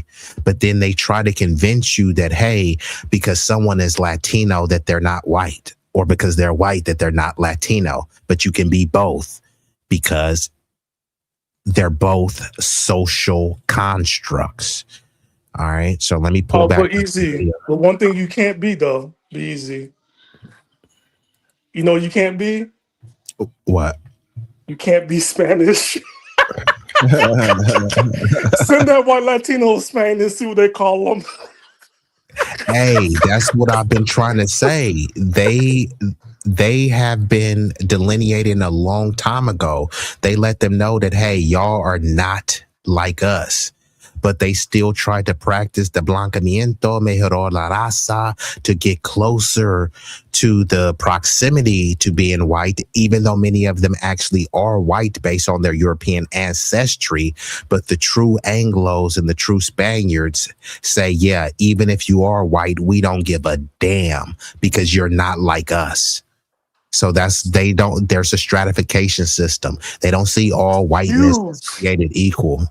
Huge. It's people don't understand how it's huge. It's so huge. Like you will discover America. Like you'll discover the realism of it. For them, that's why they don't. Like I said, go back to Mecca. And by saying Mecca, for me, I just say like go back to Mecca. Since you're so white in Spanish, go back to Spain. Silence, because we all know when you go to Spain. And whatever dialect of Spanish you speak, they will correct you and tell you that you are not Spanish with a couple other names. I'm at 1%. I love arguing with such a good-looking man, but my phone is literally going to die in a second. Why? Can we continue while it? I don't know what to do before it dies. Let me say this. Okay. So we share a similar culture. Which culture? Because the mainstream Mexican culture is Spaniard based. Our culture as Mexican people is white culture, is European culture predominantly. Speaking Spanish is whose language? It is Spaniard. It's the and mainstream Mexican culture is Catholicism. Whose religion is that? The colonizer. I agree with Part that. of the Mexican culture is having which names? Spanish names. Whose people is that? You see? So we share a culture because of colonialism. Sharing the culture is part of the problem. But there's more of a vibe with her than just a straight up like Becky. You know what I'm saying? Oh, that's an opinion. What if I get along with Becky more than with your Mexican white friend? So she said there's more of a vibe with her white Mexican than a Becky. So what she's saying is her white Mexican, who is a white lady with a taco, versus her Becky, who's a white lady with a pumpkin chai latte, right? She's trying to convince you that, no, they're different because she has a taco and she speaks Spanish. It's like, no, they're both white. It's just one speaks with a different accent, right? They both have European ancestry. They have different accents, right? If you listen to Luka Doncic talk, who's Slovenian and he's white, and you listen to Eminem talk, they're not going to sound the same, but they're both white, right? They both have European ancestry, maybe from different regions, but they would be both white. So she's trying to convince herself, no, my white-sican, she's not really white because she has a taco and she speaks Spanish. She's not a Becky. Okay, well, Becky learned Spanish and she drinks Starbucks. Like, how are they different? Go ahead, Stan. Yeah, like growing up in Miami, you'll see that a lot. You'll see a white-looking girl in a black or darker brown neighborhood. And what I mean by darker brown, I mean like a brown in the sense of African-American neighborhood, like Opa-locka, and also black in the sense of a black Latino neighborhood, like Little Dominican Republic, Little Puerto Rico, and the darker communities of Little Havana and Little Haiti. And she just speaks the language and she's cool and know the culture and know the people. But it's not the same because who does she go home to? And it's not us. She goes home to a At white all. husband. And like Silo says, that's from bettering the race. It's called Mejoró la Raza, Blancamiento, which means brighten, lighten, and whiten the race, which it encourages to stray away from anti-African, anti-Negro, anti-Black, anti-Indigenous, anything that's going to make you darker, right? This is their whole concept. And whether they use these exact terms is already so entrenched in the culture that people are doing it like autonomously, and you're socially engineered to do that without even, what's understood not need to be explained. And then they'll always try to talk about my abuela was black. Yeah, she was black, but then y'all start practicing mejoró la raza, which is why your family went from black or darker melanated to now they look like Lily W. I mean, it's And not a so people could see coincidence. it. And so for people could see it and have an understanding, there's a phrase, and correct me if I'm wrong, what they call it, the Diana Ross effect. For people to connect. I'm just saying this so people could connect and see the visualization. Well, you see Diana Ross, and then you see her kids, and then you see her grandchildren. You begin to see the whitening of Diana Ross lineage. That's for people to have a visualize, like, oh, okay. And shout out to Jason Mitchell, who's still rocking out. I may have to do a whole stream about the Reconquista, right?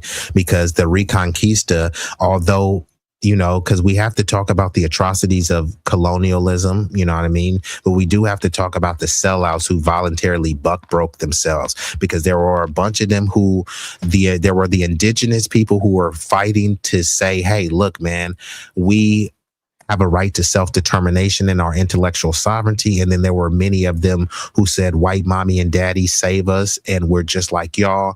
So they were almost begging them for them to colonize them. And many of the countries in Latin America did that, Argentina being one of them. They wiped out the melanated indigenous population to make it a white European Latin America country. They were bringing in even Nazis just so that they can populate it into becoming a white country, right? And now they boast that how white Europe, Argentina is. And Argentinian people, right? They're, you can't say that they're not Latino, right? You can't say that they're not Hispanic, but then they're also not Spanish, lily though. white. But they're not Spanish. Which is why I told you, bro. I said this earlier. The term Latino and Hispanic is a bastard term, and I'm not trying to use it like harshly to disparage people. No. You're good, because you know what? Here's something people need to understand, because it changed, right? Hispanic used to mean, for me when I was growing up, it meant that you're a product of slavery. Hispanic didn't mean Spanish. Hispanic meant They shifted it. Yeah, they shifted it. And now they just used.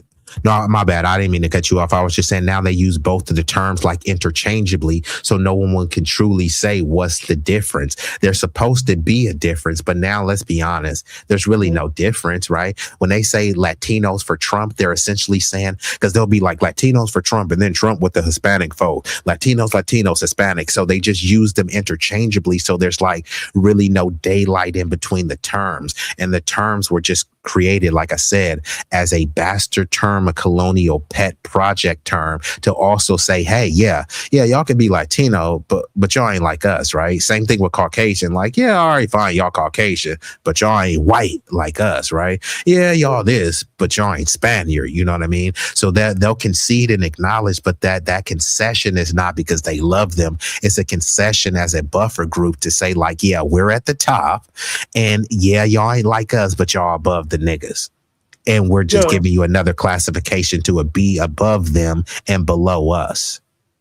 And also, and there's another reason why I want to mention the Latinx, because when I see the younger generation, Latinx now, because remember earlier in the conversation, you talk about being bilingual, and I put in the chat, like, how many generations, because you telling me the job needs to be bilingual speaking, but the person you hire because they come from whatever Latin culture or country, or their parents came from that, or grandparents, that person does not speak a lick of Spanish at all. Only thing Hispanic is their last name, right? And I see Latinx coming in, and it's like they don't speak Spanish. They do acknowledge, the history. And I'm like, well, you guys say Latinx, but you want to differentiate from Black America, Malcolm X. I'm just like, okay, this is like a new territory. And it'll be interesting for you to go ahead and bring that up, because there's a new generation, and I see in Latinx is the same thing in Hispanic, and also the same thing for Latino. If they're gonna use it, you know what I'm saying? Yeah, no, I hear you, bro. Like I said, many of these are just like, colonial pet project names, and people just adhere and adopted them. But we've also been joined by an illustrious guest, the corn husker herself, the hood table in building. And you said the DM marker. Hold on. I don't know if I'm gonna be able to, Roger, but I'm going to try to say, I'm gonna try to see. I'm gonna play a little bit more of the video. And Tampon Tim says, Latinx, this is a US East Coast liberal invention. It's not real. Now, Tim, you are a low IQ lunatic, but I will agree with you. Now, the Latinx, it is like a little lunatic liberal thing that they are trying to go. Many like I'll just say the Mexicans I talk to, they're like, man, we ain't no damn Latinx. We ain't calling ourselves that. So it is something that they're trying to push onto people, just like they pushed African American on us. And then if some people, prominent people in that community adopted, then they'll just start putting it on paperwork and you won't really have an option. It's just they'll label you and categorize you Latinx. No different when they call some people Indian, Negro, mulatto, octoroon, quadroon, colored, Afro-American, African-American, foundational, Creole, you know what I mean? So it's like, it's all those where groups are evolving, groups are amalgamating, and they're just being reclassified, you know what I mean? But groups should have a right to self-determination and intellectual sovereignty, which means that, hey, collectively, we have a right to name ourselves, not just be named, right? Well, y'all gonna be Latinos, y'all gonna be Igbo, y'all gonna be Yoruba. That's pretty much what happened. Yeah, we gonna carve up Africa. That's gonna be Nigeria. This gonna be Congo. And now, we're standing and saying, nah, we don't want y'all to name us. And not only that, the names that you came up with us, they're too nebulous, broad, and vague. So we don't really truly know what you're talking about. When you just say Hispanic, like, who are you talking about? If I'm a Brazilian, do I want to be called a Hispanic and just lumped under this Hispanic umbrella? No, people should have a right to ethnic and intellectual sovereignty. If I want to know about Hispanic culture, what the hell does that mean? Brazilian culture isn't the same as Honduran culture. Honduran culture isn't the same as Venezuela culture. Mexican culture isn't the same as Cubano culture. But under this term Hispanic, it's just an umbrella culture. Come on now. Crazy. It's crazy too. It's and I'm only to say the term because it's globally used. All right. So Hispanics from Caribbean culture, they'll be considered Black by the mainland, which is historical, because everybody know, like, Papi, I'm not Black ni Dominicano, but but for the mainland people, nah, it wasn't just them. It was Puerto Rican. I'm just saying, they'll be considered Black. Like all that. What I'm saying, like for a lot of Hispanics, like like Spanish speakers or Spanish culture, right? Like Mexico, Central America, South America, normally consider the Caribbean islands completely Black, right? And then, like, there's a term they call me, right? It's like, oh, yo estoy, tú estoy criollo, right? And I'm like, okay. Oh yeah, Ricardo is going to talk about. He said they usually call people that's usually not that doesn't truly speak the language, is what they say. Yeah, but that's the thing. Spain looks down on Latin America. They see them as mutts. Yeah, Stan always talks about this. But yeah, this is what I always try to say. People think because they speak Spanish so good, and it may even sound extremely sexy and romantic when you speak it, but that's not your language. Ain't nothing romantic about that stuff. I'm sorry. No, I'm just saying. I lived it. It's not romantic. I'm scared and terrified. So we got Eric Fernandez as Puerto Rican Power. Hey, shout out to all the Puerto Ricans out there. You know what I mean? Don't forget, there was a rap band in the 90s that called Black Teens, and they were Puerto Ricans. Hip hop. It was a rap band from New York. I'm just saying. Interesting. At one point. Yeah, I thought you knew. I think I heard it. Actually, Roger is near. Roger Meadows. Hey, have you heard about that Puerto Rican group in New York called the Black Teens? Let me know if you heard about that, Roger. I mean, Eric Fernandez is Puerto Rican. Have you heard about them? He said there was nobody called. He said there was nobody called from New York, nobody Black Teens. Man, are you crazy? So Eric Fernandez said there was no Puerto Ricans called the Black Teens. Hey, you know me. I'm gonna bring you empirical evidence in your mailbox. Okay. Hey, Eric, Stan gonna send me the receipt. So, but you know They don't know. They don't know. I'm the one that brings you everything. So hold on, Stan. He said he never heard that in his whole life. So this is kind of to the point that you were talking about, right? Sometimes people genuinely don't know when it comes off like, man, shut up, Stan. You don't know what the F you talking about. And then when you hit them with that empirical, then it's like, oh, my bad. I got to hold that. So they were on BET. They were on MTV Raps. Interesting. I'm going to try to pull them up. Let me play a little bit of this video, but see if you can send that receipt if you can. Yes, sir.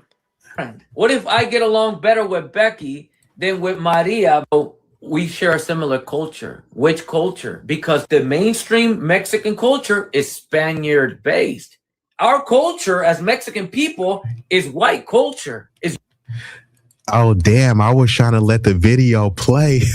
Apparently, you got some. Shout out to my chat, bro. Because Red 6 be on it, bro. I appreciate Red 6. Bro, be on it. Red 6. Hold on. What did they say? Red 6 says, I just looked it up and he ain't lying. I was about.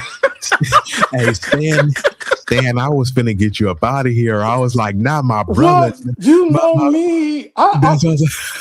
I was like, my brother didn't lie to me. I was finna get you out of here. To you. I always bring you evidence. I'm like the producer of the show.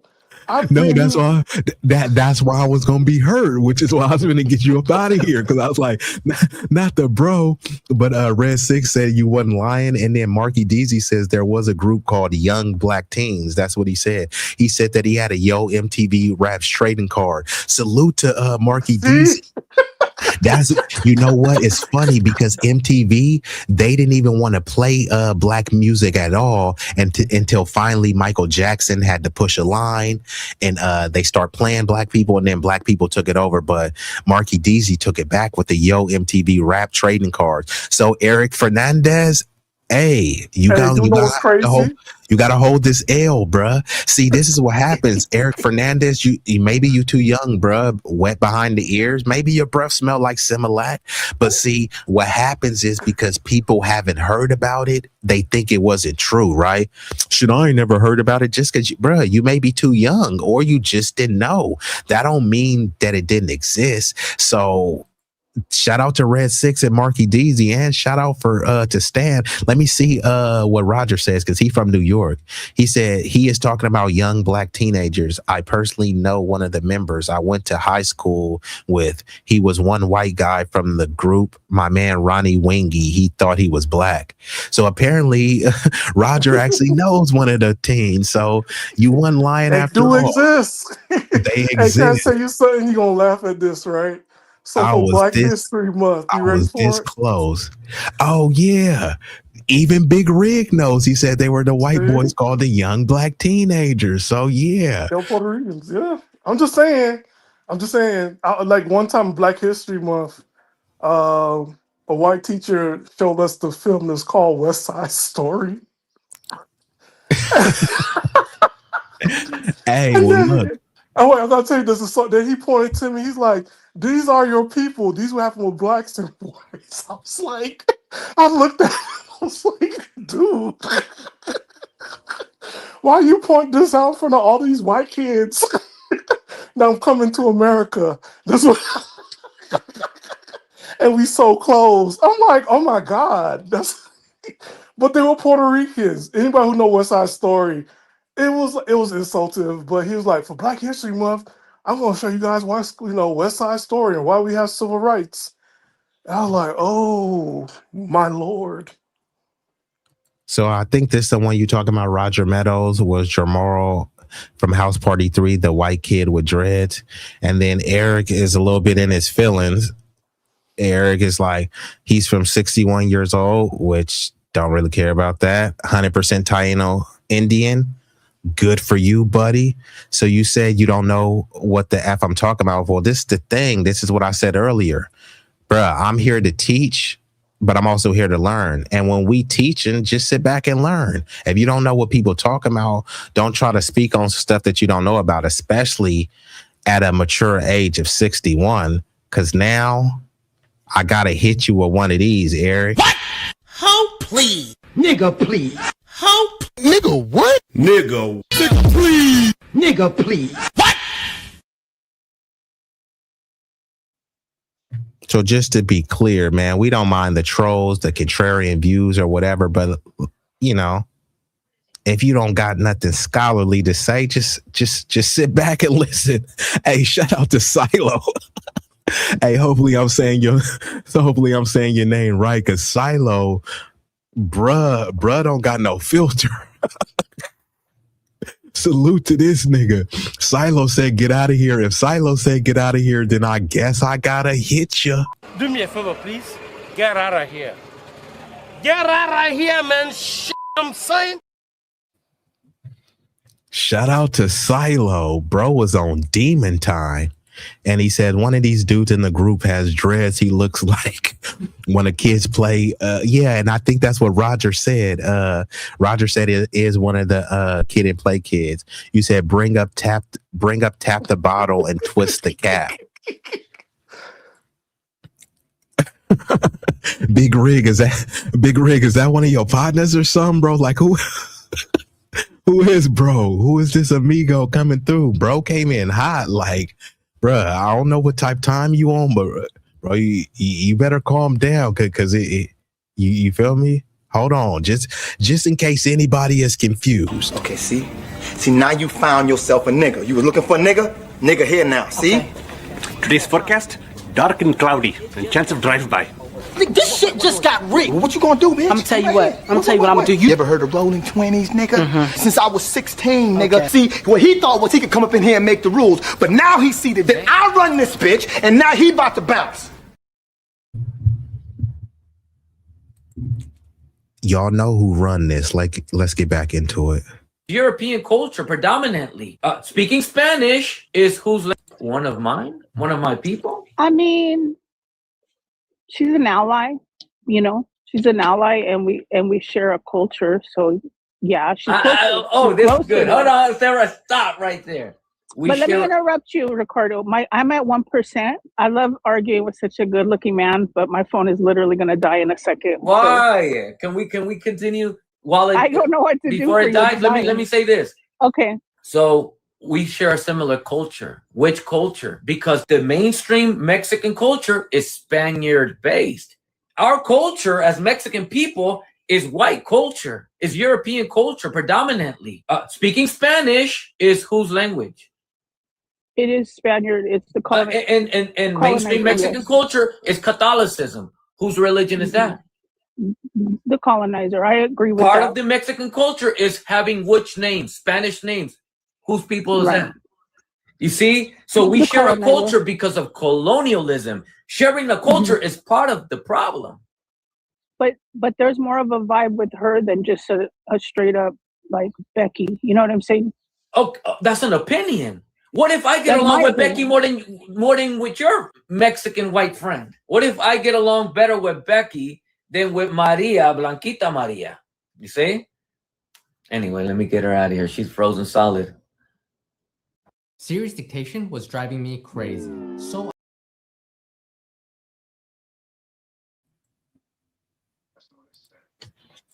Okay, so I do got I got another video that I'm gonna pull up.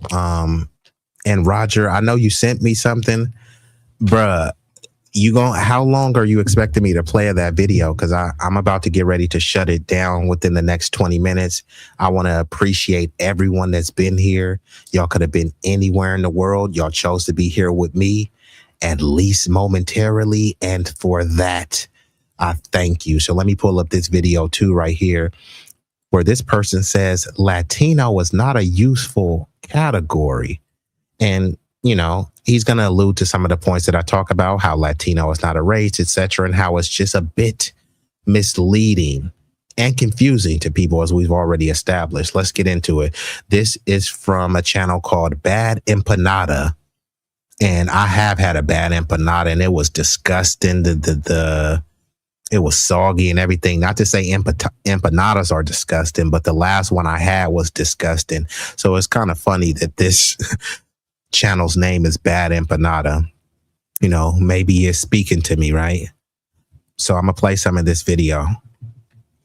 Already live there. In the case of the USA, many of these white European settlers came to form a social, economic, and political elite. In the process of this, they enslaved many people, predominantly Africans. They justified this slavery and the theft of native land with the idea that they were superior. Today, the US population is made up of people from many different backgrounds. That someone is American does not automatically imply that they are a part of any particular racial or ethnic group, or that they have much in common with one another in terms of economic or political interests. For example, they might be a black descendant of slaves. They might be native and descended from people who were mass murdered for their land. On average, those people still endure many disadvantages from the atrocities that were committed against their ancestors. Or they might be white and literally be descended from the people who owned said slaves and stole said land. On average, these people inherited many advantages from their ancestors, and today they're still dominant socially, economically, and politically. Many of them also still believe themselves to be superior. Man, I don't know how much I'm a play of this because the chat is chatting. So Eric, I thought Eric dipped, but Eric is still here. Eric seems like he wants that intellectual smoke. I don't think I'm gonna be able to fully give it to you tonight. But hey, I got time tomorrow. So Eric, you know, you said you're 61. Hopefully you're retired. But yeah, you can come up tomorrow and get that smoke, Eric, because you said you seemed not to understand something about Puerto Ricans, that we belong to one group. It's called La Familia. Bro, literally, I don't know why you trying to make this about Puerto Ricans. Like, Eric, bruh, I don't get what you're doing right now, bruh.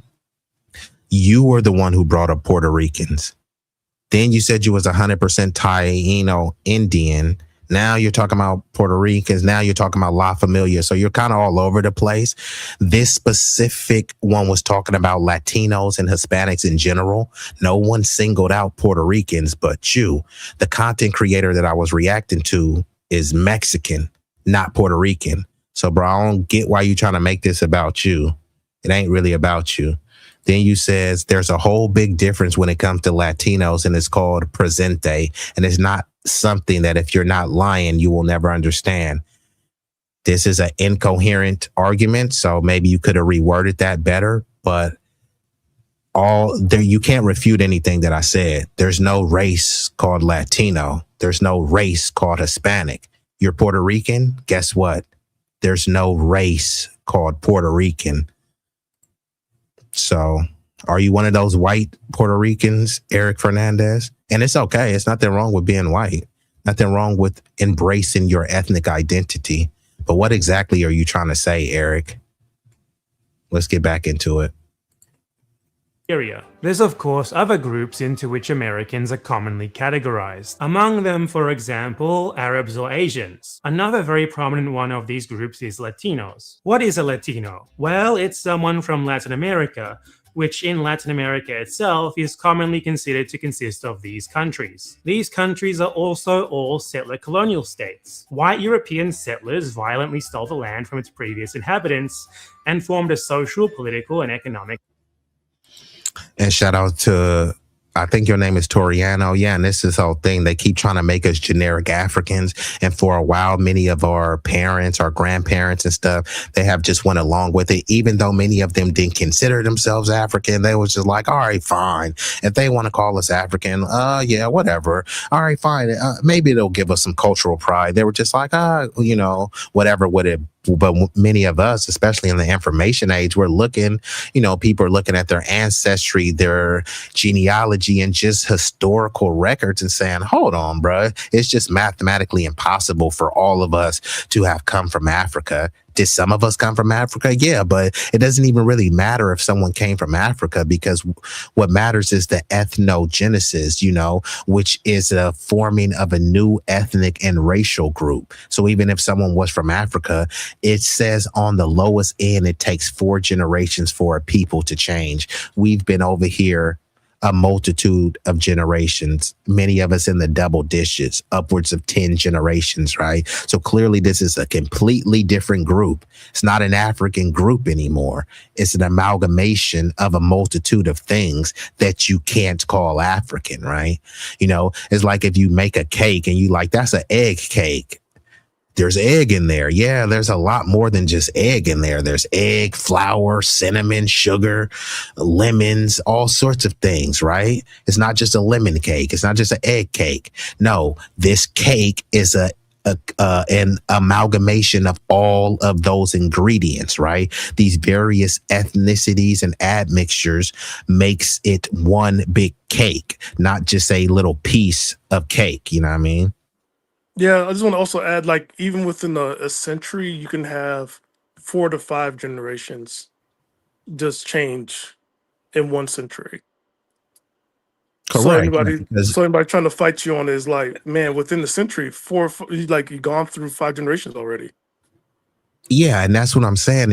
And then people try to get into this straw man argument where they try to say, oh, you don't know who you are, you hate yourself. But it's like, no, the fact that I know myself and I'm embracing my ancestry is why I'm talking like this, because, especially now, especially in Haiti, right? Like the 1804 Haiti is not the 2026 Haiti, right? Now there's way more Asians over there than there ever was, right? Way more Indians than it ever was. So with these people dating, breeding, and mating is going to create a different version of a Haitian, right? That's going to have a different racial makeup. It's going to be a different one. To try to say that it's the same means identical, right? It doesn't mean one or the other is better. It just means that there is a distinction between them. And now all of a sudden people want to pretend as if we don't know what distinction means. You know what I mean?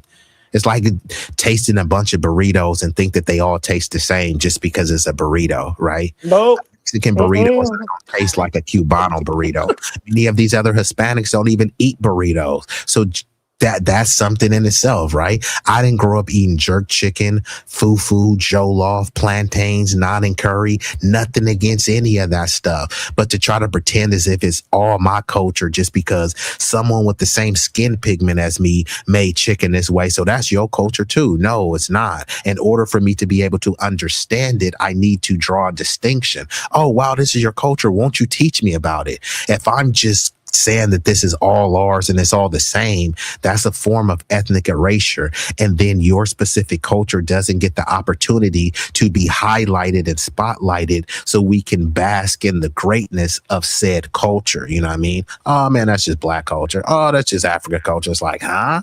No, it's not. You know what I mean? And you go to Senegal, they're not making jerk chicken. That's black culture. No, it's not. It's Jamaican culture. You know what I mean? Yes. So we just stop doing that. And we can't listen to mainstream, because mainstream at one point made Taco Bell the #1 Mexican food. America. If we're from California, you cannot make Taco Bell the nation's #1 Mexican food. God.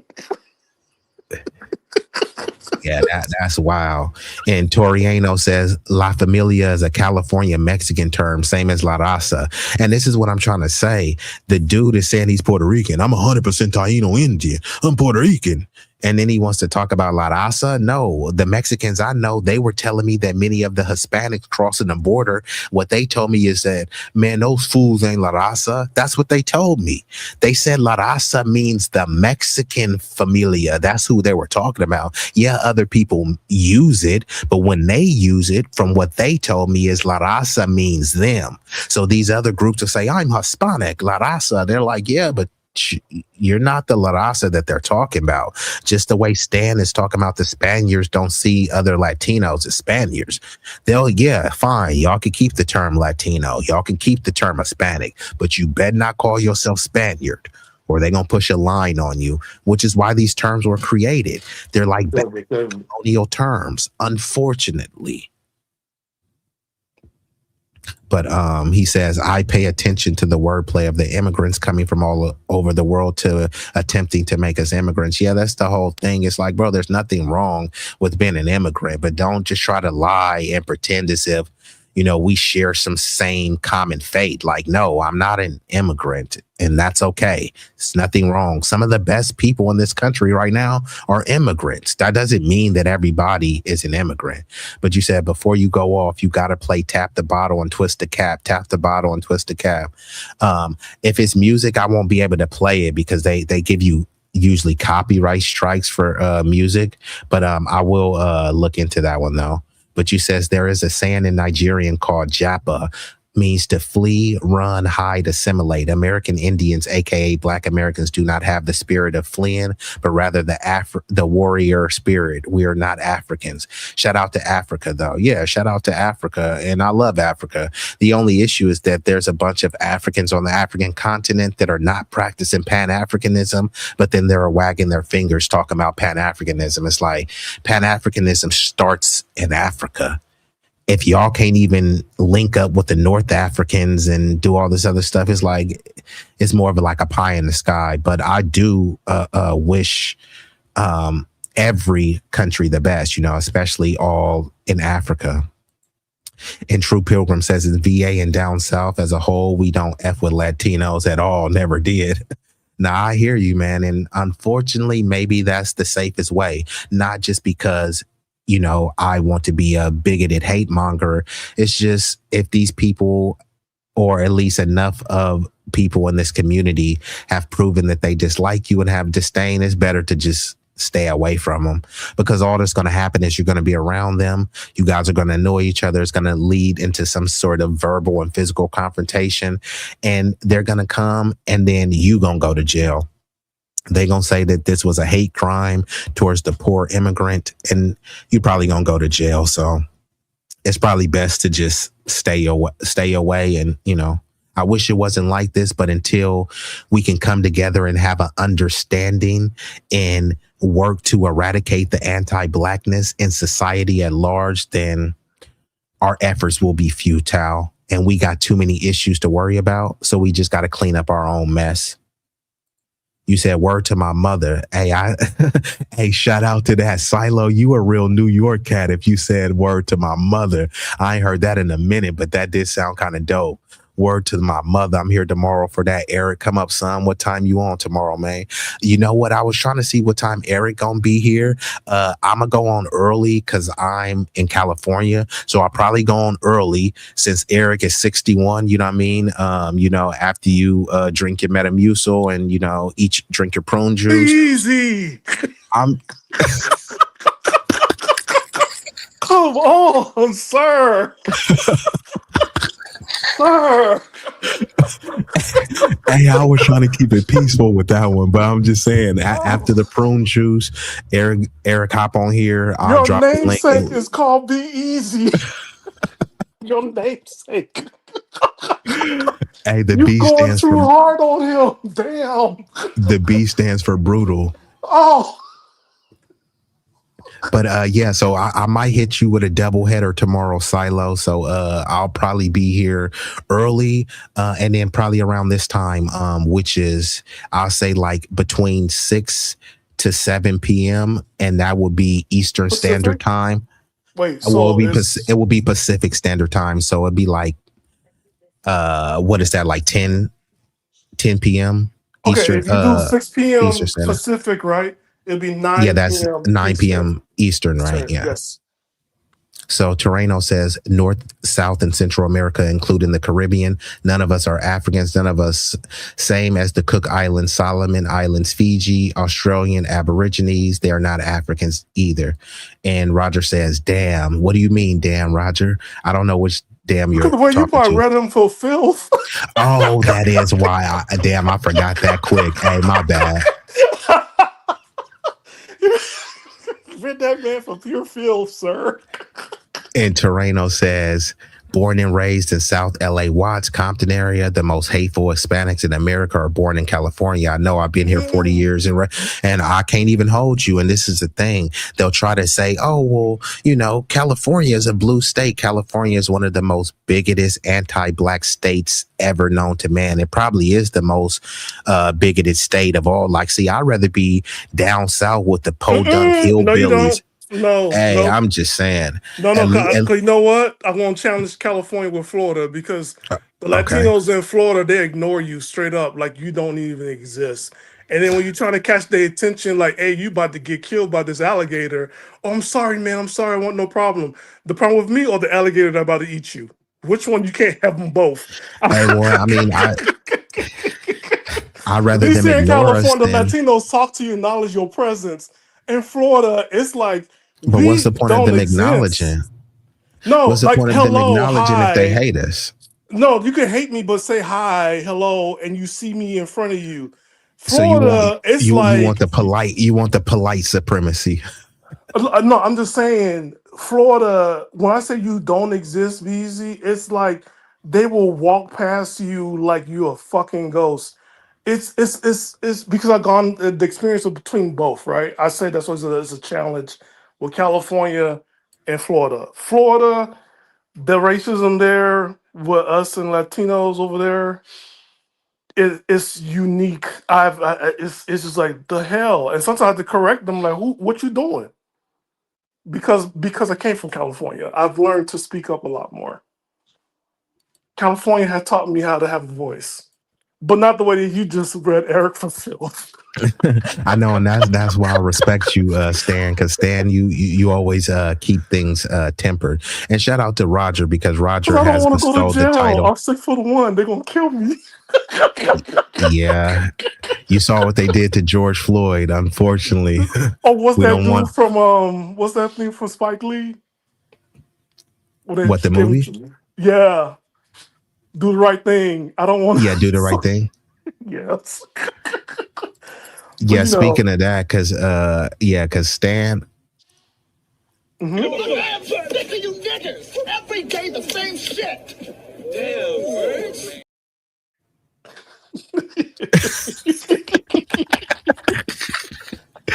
Hey, you know, sometimes I do get sick of it, bro. Every day the same. And shout out to Terreno, because this is why Afro Man said he moved out of California, because he said he was tired of Latinos calling him the N-word. And he said he knew that he couldn't just shoot and pop all of them. So he said he just moved. And people thought that was funny. Yeah, man, get up out of here. No, bro. Like, what is your obsession with the word? These people will literally fight you to say the word. You can't stop me. It's my freedom of speech. You know what's crazy, though, about that? It's like in Southern California, it's the fight. But here we just get them pregnant. In the North.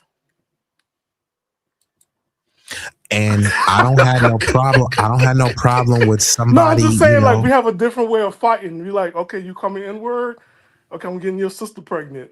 And your aunties. And your cousins. So that's how we fight racism in California. Your whole family is going to be part of my bloodline when I'm done with you. Hey, that's what I'm seeing, brother. And Terreno says, you're right. And California is the most anti-black state. Cuba and Florida is separated by water. No, not here in California. These little clowns will walk here. Yeah, unfortunately. And, you know, people just think that it's cool. And this is Martin. So I think Martin, this is his burner account. I think Martin is i.e. Eric. So ooh. Eric Fernandez, who, remember, he said that you didn't know what you was talking about with the white 100%. Teenage. Yeah, the black teenagers, the Puerto Rican black teenagers. Yeah, so Eric left and now he's back on his burner account. So Eric, I'm about to get up out of here, or Eric Martin, or is it Martin? Eric or Mr. Martin, I'm about to get up out of here. But tell don't me what time trip. he needs to appear tomorrow. Tell me what time he needs to be tomorrow. Hey, Martin, tell me what time you're available tomorrow so I can drop the link and then you can come up here and then you can teach us all. No. Let me help you out with this. Hey, Let me tell you something. You're gonna be here tomorrow at 6 o'clock Pacific time, 9 o'clock your time, sir. So this is B-Eazy channel.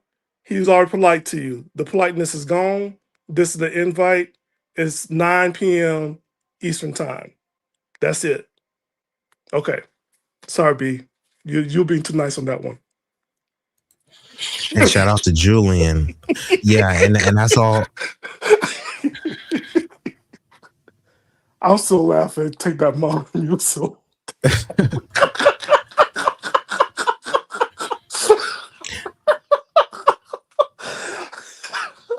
Was that your way of saying that he's full of shit? Nah, I mean, I dropped the link, bro. Bro ain't really ready to come up here, so it's just like It's part of his kink. He probably going for a second. Damn, we giving him second fuel.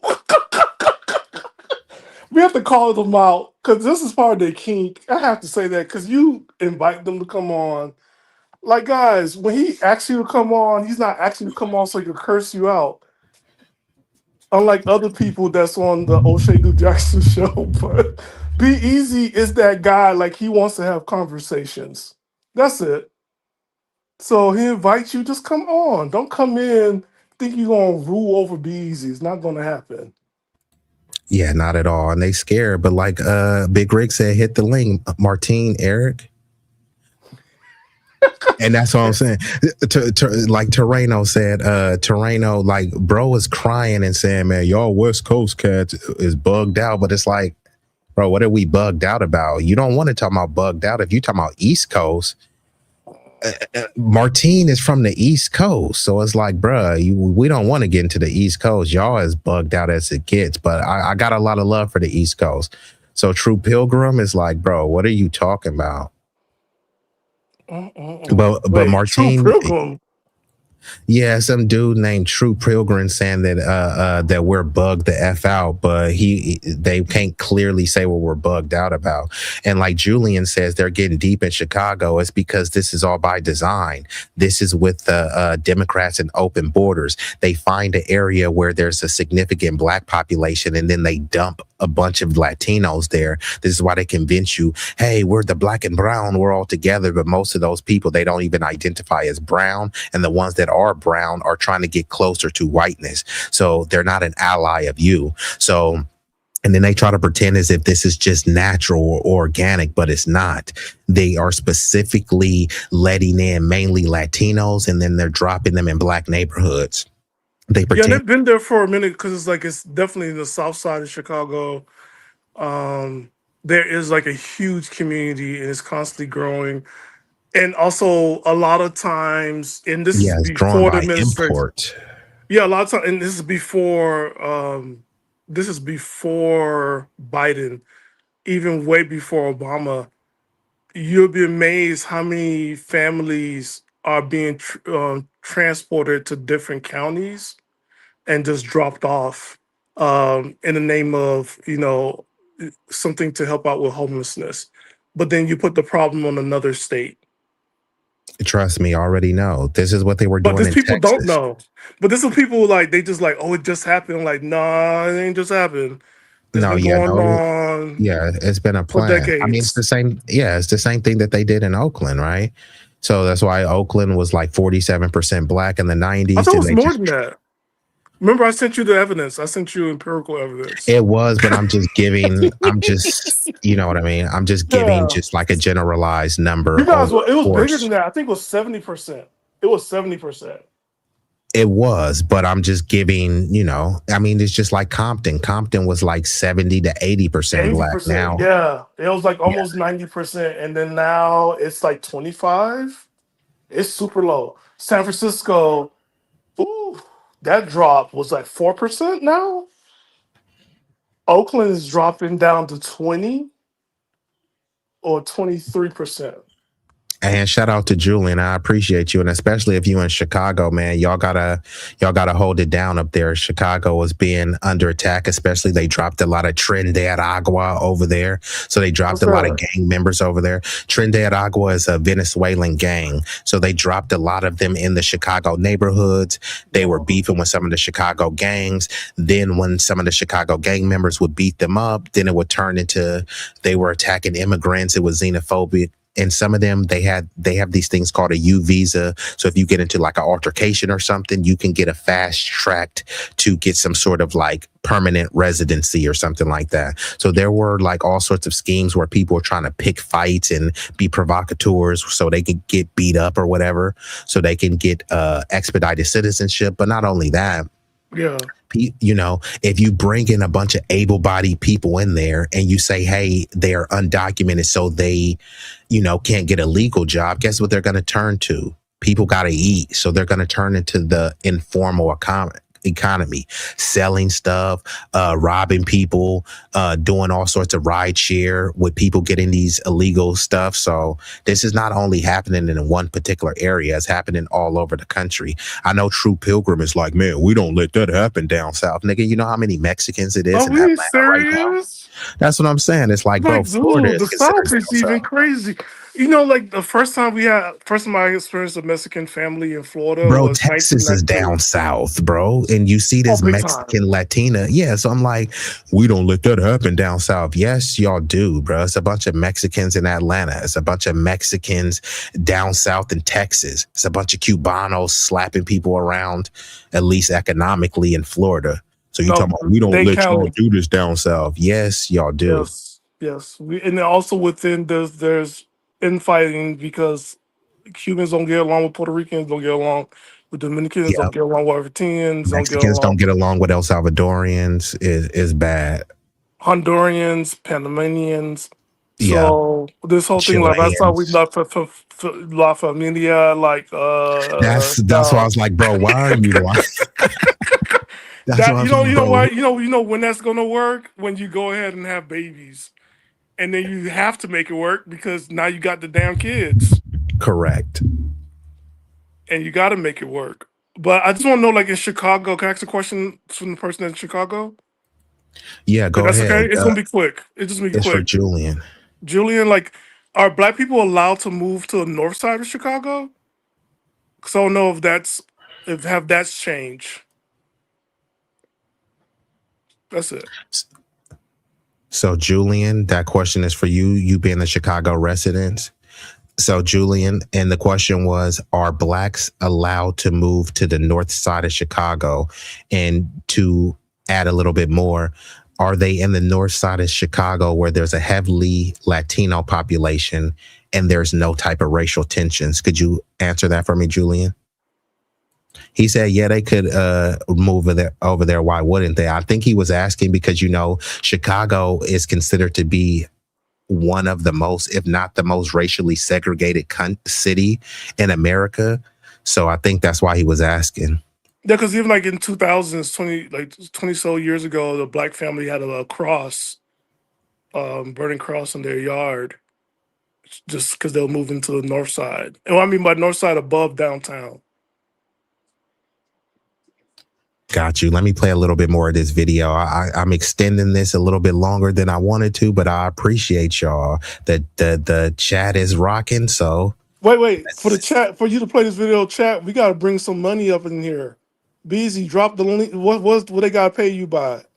Cash App. What's up? Yeah, I'm gonna drop my Cash App. So like I said, I mean, if you unable or unwilling to make a contribution, you can hit your boy with a like, share, comment. Those are all free. But, you know, a lot of cats like to talk about how balling they is. You don't even got to be a baller. Forget the Starbucks. Forget that disgusting McDonald's. You can hit your boy on the Cash App. And matter of fact, hold on. Don't trip. Yeah. Don't trip. B-Eazy Dat Dude. He be bringing the vibe. In your leisure, come laugh and show some love every time he goes live.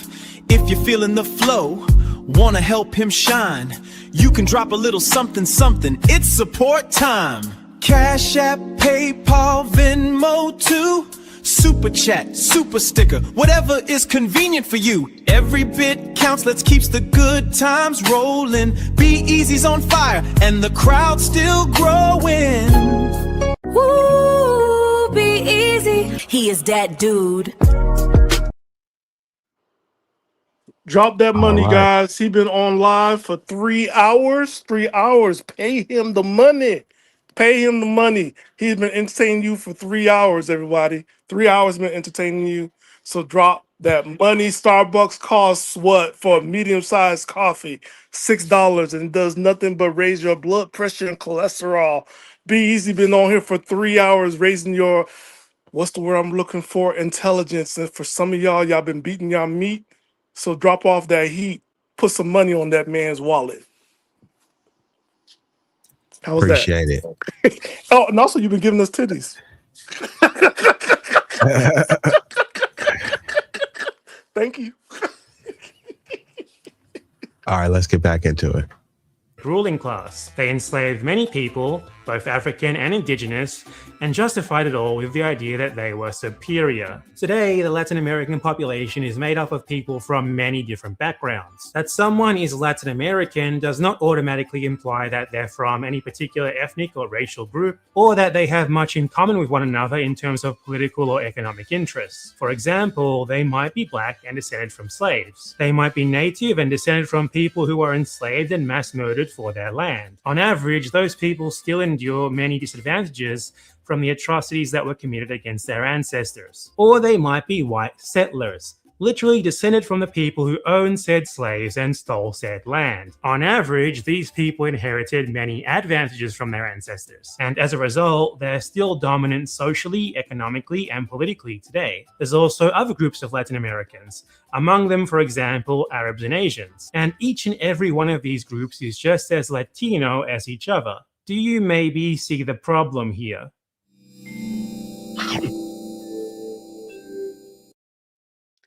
Creative teams need to move fast, but it's never fast enough when assets are scattered, status. In Latin America itself, the idea of Latino as some sort of special group of people isn't really a thing. It's just used as a simple shorthand for Latin American, meaning pertaining to the region. It's not an identity category, nor can it be pinned down to any specific languages or cultures. There are huge cultural differences between Latin American people and nations, and indigenous people who don't speak a Latin-derived language are still considered Latin Americans because they're still from the region. It's therefore a geographical concept based simply on the fact that the Spanish and Portuguese empires happened to colonize these places. That someone is Latino doesn't tell you anything beyond the fact that they happen to be from one of said places. You can see this on the Spanish language version of Wikipedia. Wikipedia is obviously not an objective source for anything, but I'm not using it as such.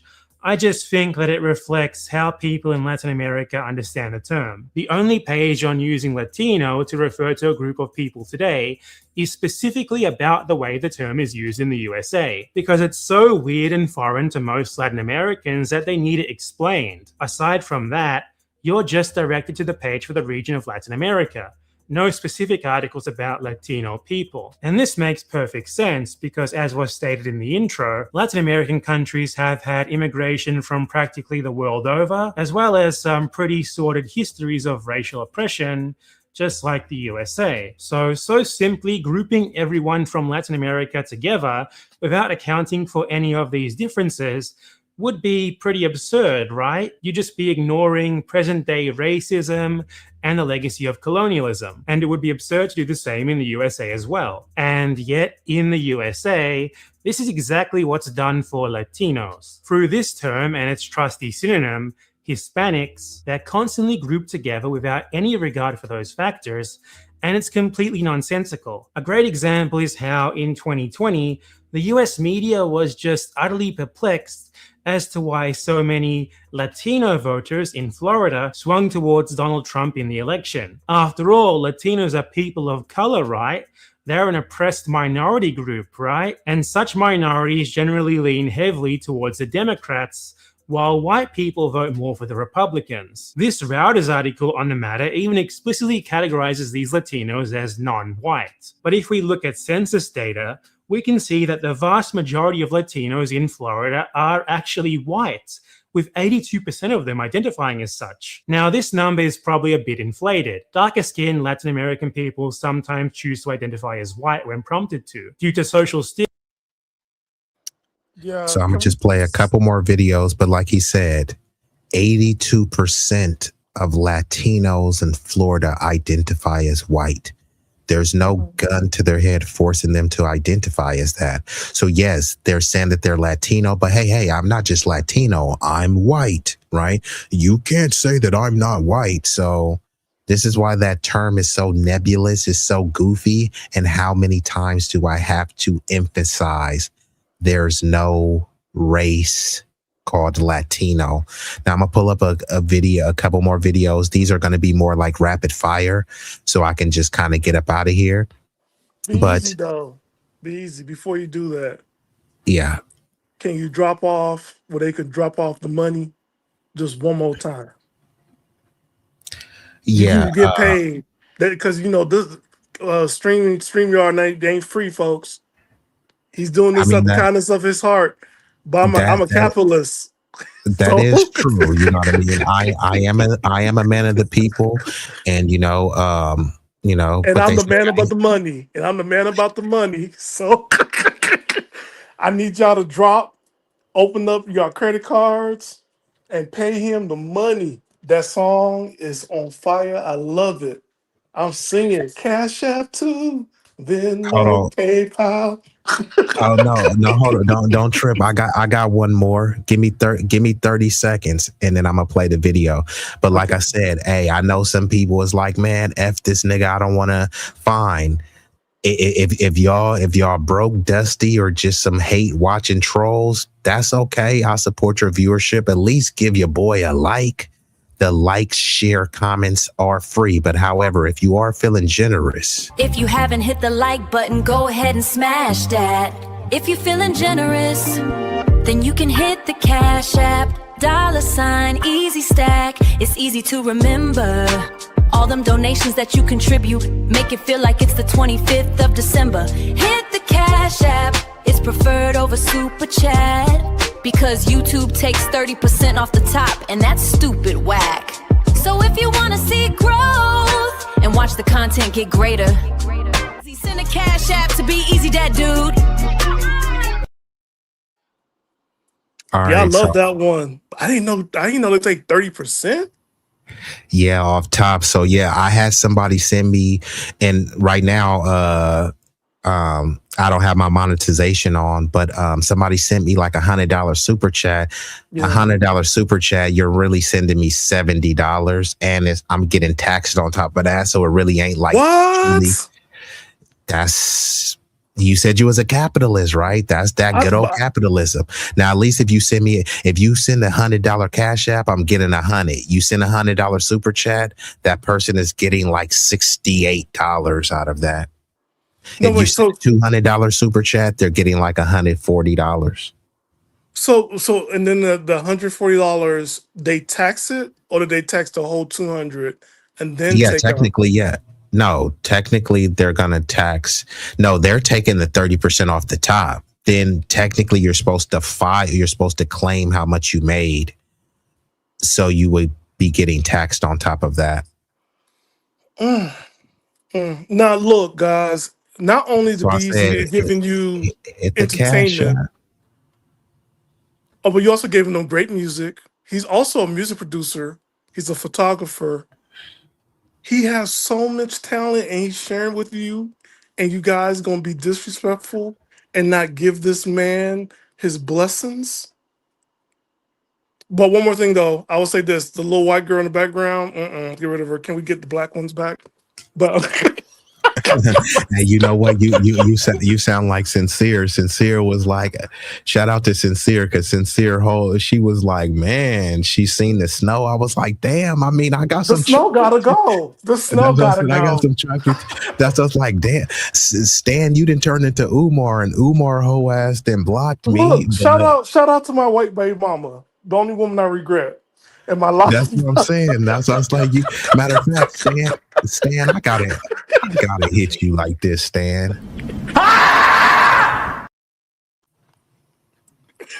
Look. Shout out to the Snow Bunnies. I love y'all, but thank you. Damn. All right, now let me play this video because I'm trying to get up out of here.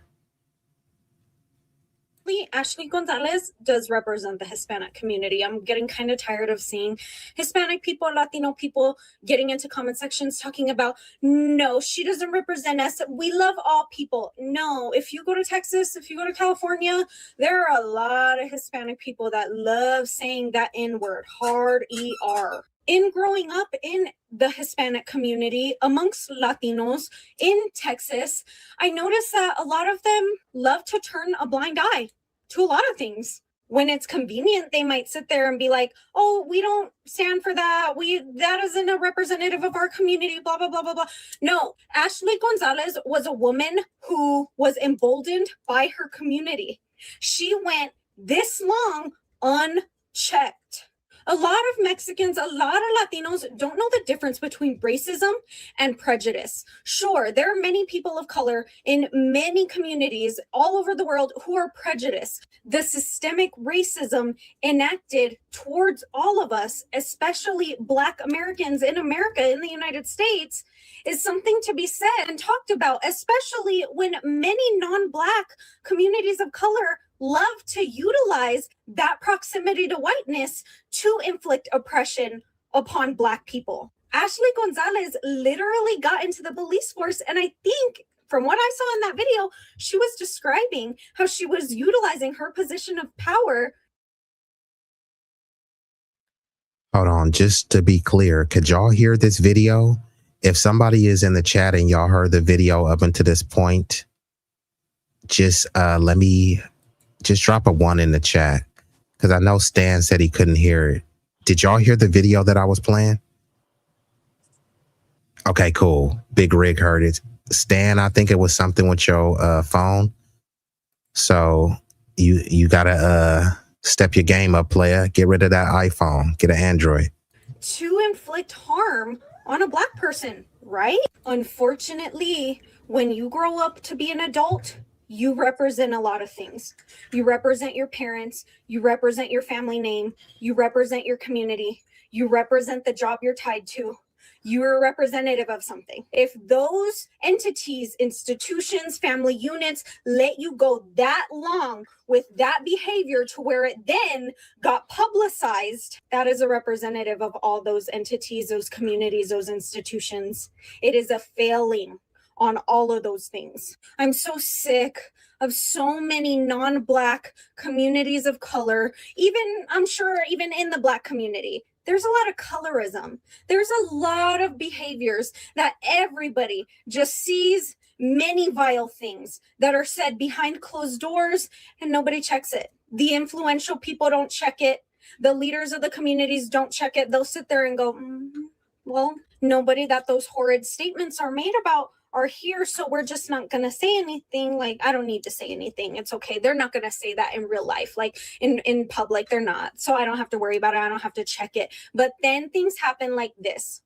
Ashley Gonzalez is a representative of her community because it's her community, our community, that lets these people go unchecked for far too long with their racism. Ashley Gonzalez, a lot of the times, these Hispanic people genuinely believe that acting like this gives them proximity to whiteness. You are never going to be accepted as a white person. You are never going to be welcomed into the white community, into institutions of power. Entities that have power, like the police force, like the military, like certain groups of white people, they literally welcome you in just to use your dumb ass. But too many of y'all genuinely believe that it makes you different than other people within your own community, different than Black people.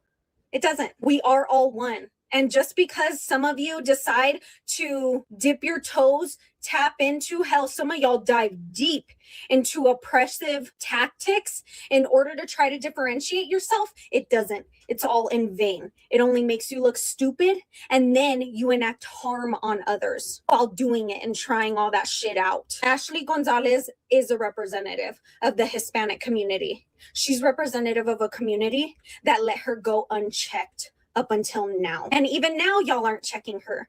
You're just ostracizing her. Oh, we don't claim her. Oh, she's not a part of us. She is a part of us. A lot of y'all do the same things behind closed doors. Salute to that sister. Déjala cocinar.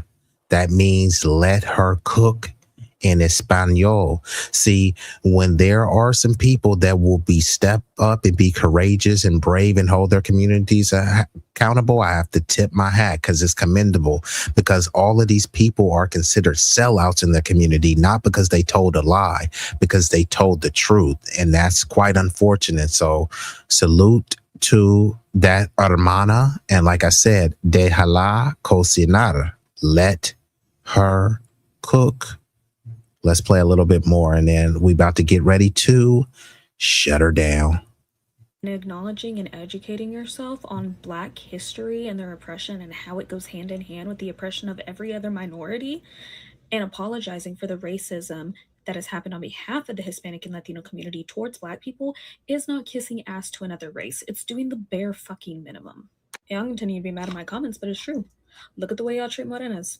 Darker skinned Hispanic and Latinos, you treat them terribly. Look at the way you treat Afro-Latinos. Look at the way you treat indigenous people in the Americas. Like, there's even a well-known saying in Latin America, especially in Mexico, that, oh, all the ugliest women come from Oaxaca.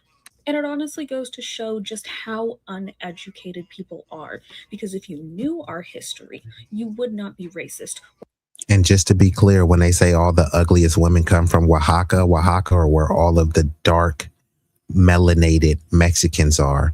So they say all of the dark ones, yeah, y'all are ugly and y'all ain't really Mexican like us. Matter of fact, y'all are Afro-Mexican. Then when there's a white Mexican, they don't call them a Euro-Mexican. They just are Mexican, because that's the whole blanqueamiento, mejoró la raza. They want to brighten the race and ethnicity. And once they do that, that becomes the cultural standard, which it always has been. So these are the same people that are talking about black and brown and why aren't you crashing out for us against ICE? Now, there's many people that do believe. I mean, there's many people that some would call allies, but are they much of an ally if they're not talking like this? If they're unwilling to publicly and privately hold their community accountable, how is that an ally?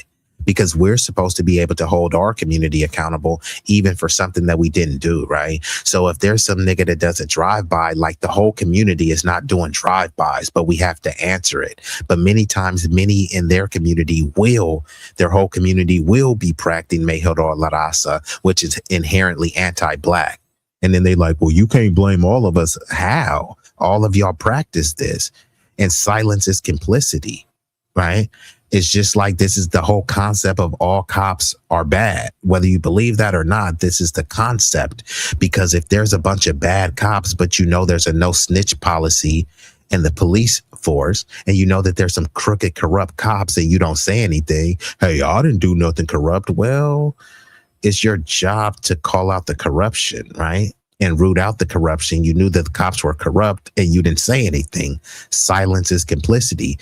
These people, they know that their family members are calling us chango, pinche meates, calling us niggers and all that stuff. Hey, well, I don't use that word. Yeah, but your family does, right? And just because you don't use it, you don't speak up about it. And then you say, hey, I don't hate black people, but you're still practicing mejoró la raza. You put a premium on whiteness, and that's fine if you love Brad, Chad, and Benjamin. Be with whoever you want, right? But it's the toxic anti-black mentality that comes with it that people have a disdain for, and it's dangerous as well, because you see this cop going around calling us nigger, nigger, nigger, but not only that, she's racially targeting us to lock us up. Then there's people saying nigger, nigger, nigger. And then they say, you know what? I want to be a doctor and I want to be a lawyer. Do you think that a doctor that calls black people nigger are really going to try to do everything they can to save their life? And the answer to that is no. And the answer to that is no. For the people who are going to try to come in the comments and trying to be smart, the answer is no, guys. No. How uneducated people are, because if you knew our history, you would not be racist or colorist. And if you were educated, you would know that Hispanic, Latino, Black, and Indigenous communities have so much shared history. All of the things that are praised and loved about Latin American culture comes from our indigenous ancestry. And I hate to break it to some people, but apparently some people need a history lesson. Our ancestors were enslaved. A genocide happened against them. Our men were systemically killed and our women were raped to create mestizos. The reason there are so many issues and discord and prejudice amongst minorities and Black people together is because of racist white propaganda that is preached to us to keep us from uniting. And when you fall for the racist white propaganda that is causing discord in our communities, you are a colonizer and you contribute to the hate and violence and lack of safety for Black people and minorities across the entire world. That's dope. I love Can it. we see what's happening to our communities right now? We're being hunted down. We're being hunted down, and we expect the Black communities to stand. Do not need to. Black people sit down. Sit this out. Don't do it. Yeah, see, this is what I'm saying. Like, bro, what the fuck? Talking about he's been hunted down, and now we've already seen this little racist Latina saying we don't need to apologize. Okay, fine, get up out of here. Latinx communities? Are we forcing other Latinx, Latina creators to speak out against the racism clearly displayed by Ashley Gonzalez? Let's not make this about how you're not individually racist, but about the ways that anti-Blackness and racism towards Black people exists in our communities, especially because Ashley Gonzalez was a police officer and directly affects the lives of Black people in Houston. We need to hold ourselves accountable to not allow this type of racism to exist and to condemn those in our communities who say these things. Members of the Latino community, Hispanic community, we need to have a chit chat.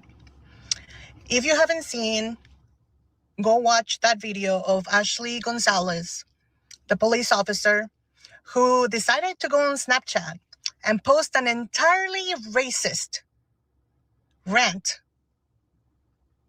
using slurs and being a racist piece of crap towards the Black community. And the one thing that I noticed a lot in a lot of these videos in this matter was a lot of us commenting, not all of us. Like, oh my God, this is horrible, racist, but it's not all of us. But let's be honest, it's quite enough of us. And we see it. I understand that a lot of us have the mindset of like, it's not us, and it's not us, it's the majority, but enough of us do have that mindset. Let's not forget the Latino community in itself has a lot of colorism and racism within itself alone. And we don't call each other out enough. And we need to start. And instead of thinking, And salute to her. And like they said, that if they have colorism within themselves, what do you think they're going to do? They treat the darker Latinos worse than the lighter ones, right? So what do you think they're going to treat a foundational Black American? They're not going to treat them like, hey, this is mi hermano, this is mi primo, this is my carnal. That's not what's going on. So I'm going to let her finish. And this is the last video I'm going to play. And then I'm going to get ready to shut her down. of a mindset of like, oh shit, if like what came to them and racism within itself alone. And we don't call each other out enough. And we need to start. And instead of thinking of a mindset of like, oh shit, if like what came to your mind at first when you saw that video immediately was like, not me. I didn't say the word though. Instead of going like, damn, I am very worried for the victims the Black people that this woman has ever arrested, because she abused her power. There is no doubt in my mind that she probably arrested some people just because they were Black. And you know what? When they tell you that sometimes a lot of Hispanics think that they are like proximity to whiteness makes them better than Black people, and we like to be defensive about it, but it's fucking true. Like the evidence is right in front of your face. So what we need to do is ask ourselves, why do we continue to let this mindset run rampant in our fucking community? We need to like take accountability, and we need to teach our children better. We need to like better ourselves. Otherwise, things are never going to change. And let's think about the victims more rather than think about how this makes us look.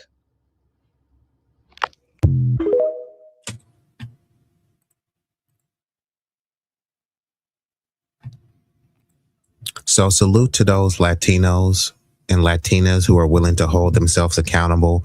This isn't not about pointing the fingers and nana boom boom blaming, but if all demographics are supposed to have personal responsibility, especially the Black community, we're supposed to call out and cry about the actions of one individual. We're supposed to internalize them and say, well, he was Black or melanated, so all y'all got to take responsibility for that. I don't agree with that. However, if that's the energy and that's the standard, then we will have to say, hey, where's my Latino so-called allies and brethren? Y'all gonna have to step up, look yourselves in the mirror, have some personal responsibility. Everyone needs to hold their own nuts and clean up their own filth. We got a lot of filth in our community that we need to clean up. And instead of cleaning up the filth in y'all community, y'all blaming and saying, look at what the Blacks is doing. That ain't how it works. You know what I mean? So we all could do better. And you can start by calling out your anti-Blackness, right? We're not a perfect people, but one thing is we don't go around hating people just because they speak a different language, just because they have a different ethnic or national background. Many of y'all hate us for no other reason than our skin pigment. Some of y'all have the same skin pigment as us, but you still think, I know Black, papi, and you think that you can assimilate into whiteness, but you can't. You can get proximity to them, but you will never be white. Even if you're accepted as Caucasian, they still see you. They still know that you are not of the premium white stock that they covet so much. So that has been the stream. I'm going to get ready to shut her down. I'm going to go ahead and play some visuals. Hopefully y'all stick around to the end. And then I'm going to be up out of here. Stan, I'm about to shut it down. So just give some closing remarks so I can Sure shut thing. it down. So everybody join us tomorrow at 6 p.m., 9 p.m. Eastern, 6 p.m. Pacific. B-Eazy will be here. Shout out to everyone in the chat. Big Rigs, what's up? B-Eazy, I just want to say this. YouTube do shadow block you a lot. No, I already know. I've been told that a couple times. So that's why I've been telling people, that my channel is shadow banned. So that's why if y'all can share, y'all can like, y'all can comment, subscribe, you know what I mean? I'm doing this for the people, obviously I'm not getting rich off of this, but you know what I mean? I am shadow banned, but yeah, I had already knew that. I mean, I think Stevie Wonder can see that I'm shadow banned. Well, please use IG Live and put the links up and let us know when you come on live. Okay, yeah. So we can start fighting it. Right now I haven't been doing all that I can fight it because I can still, but I am gonna start streaming on IG Live and Facebook as well.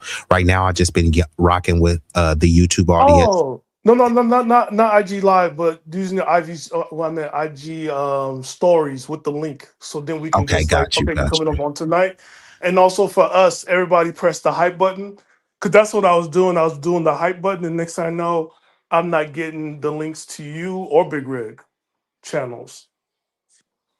So I'm like, yo, there's quite a few people. I don't know why Big Rig hard. will be shadow banned, but I know why mine is shadow banned. I'm just saying, there's a lot of people I've been following, and it's like I had to resubscribe again. Freezy too. I was like, yo, what are they doing? Yeah, it's only happening to certain creators, but And then they try to feed me a creator I don't know. I'm like, I don't know this person. Why y'all? I never followed them. How you got me subscribed to a channel I never listened to? I just want you to know. So I know. Thanks for letting me know. Yeah, I've had some YouTube people let me know that, so I'm not surprised by it. But like I said, I don't do this for all the glory. Otherwise, I would change my content up. You know what I mean? But since I'm not monetized, I'm gonna do the content that I want to do. Right? The content that's more impactful. However, I could curate it a certain way so that it can be more advertiser friendly. And no, be yourself. No, won't get the satisfaction because YouTube's still getting paid. That's what I'm saying. You know what I'm saying? They putting commercials on your stuff, so yeah, no, that's what I'm saying. So if they gonna do that, I'm gonna try to do the content that I want to do. Even if I was to switch my content up, it still would be the content that I want to do. I just would be a bit more creative with my language. You know what I mean? Here, I kind of let language fly a little bit more loosely, because if I'm not monetized, I might as well say what I want to say with my whole chest. But otherwise, I would use a lot more. I would self-censor a lot more.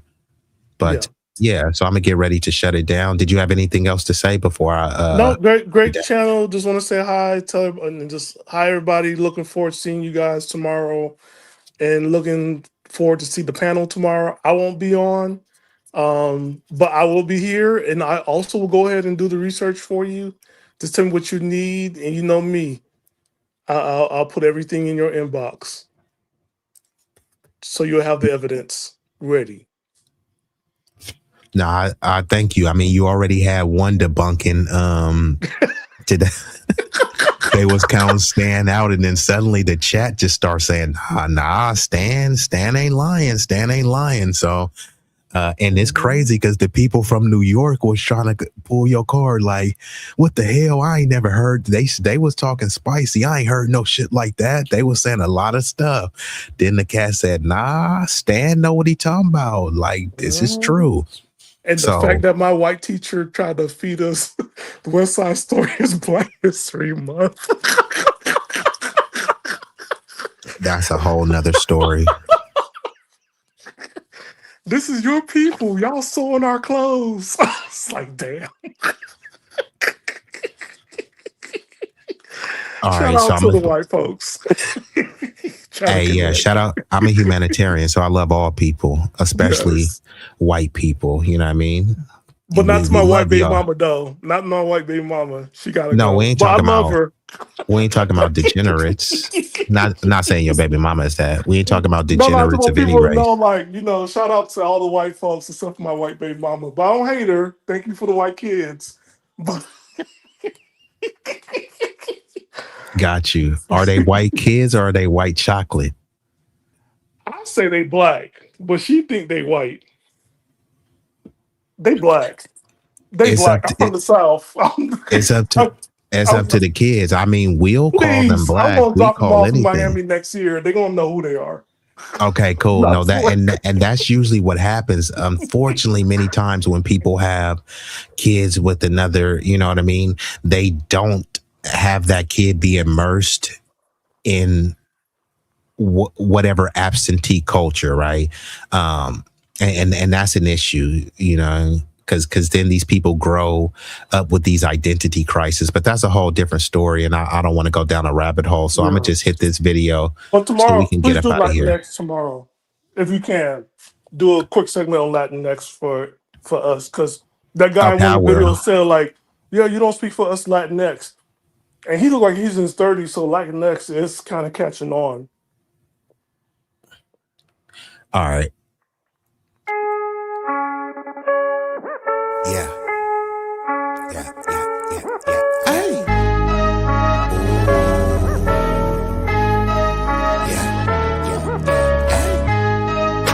B-Eazy Dat Dude.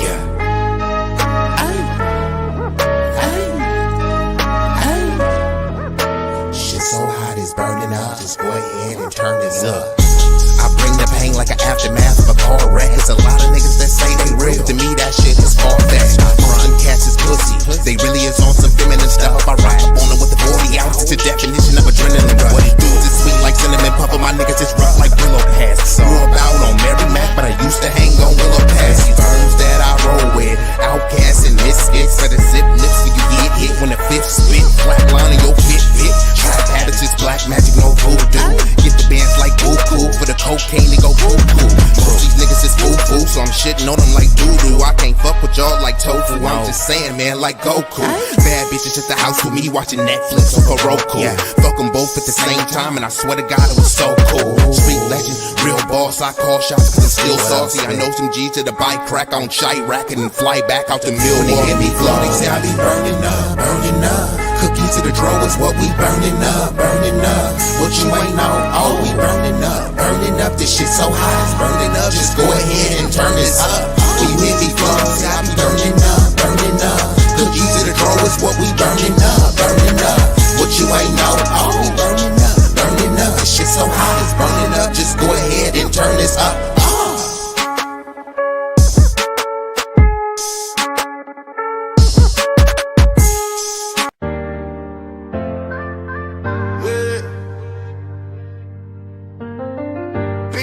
B-Eazy that dude.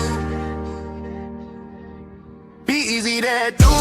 Yeah, they know the name. Stacking up the paper, but having money ain't a thing. Standing on business, burning hotter than a flame. From the block to the boardroom, you gotta stand the rain. B-Eazy that dude.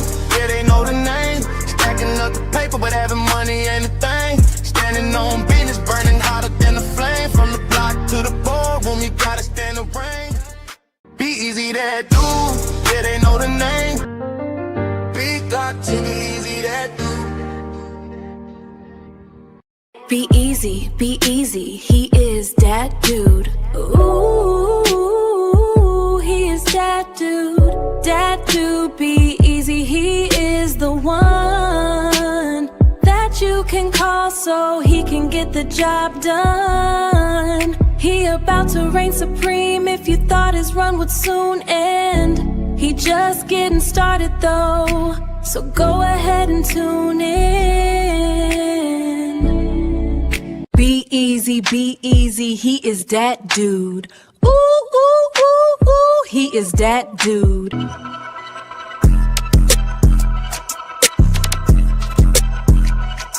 If you feel the vibe, like, share, and subscribe. We growing on this journey.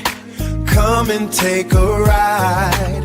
If you wanna slide with that dude, be easy. We going all the way to the top, believe me. All the way to the top, believe me.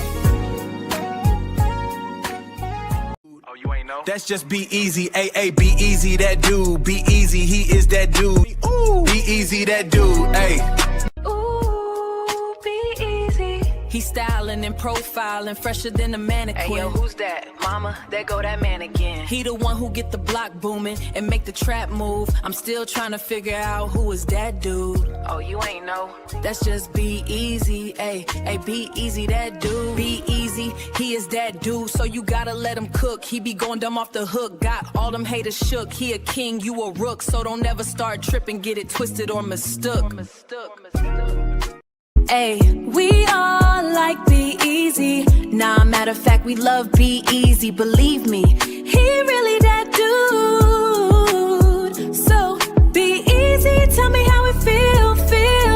Ooh, tell me how it feel. To be real, to be really that dude. Be-Eazy, that dude. Ayy, ayy, ayy, ayy, yo. B-Eazy is that dude, you already know, for sure, you already know. It's easy to see why he is that dude. He's been a favorite, even if you hating it. Give him his flowers, pay him respect. He's a certified legend and one of the best. B-Eazy, remember the name. Woo. B-Eazy that dude. Are you not entertained? Are you not entertained? Is this not why you are here? Follow. Be easy. You know you want to. We're waiting.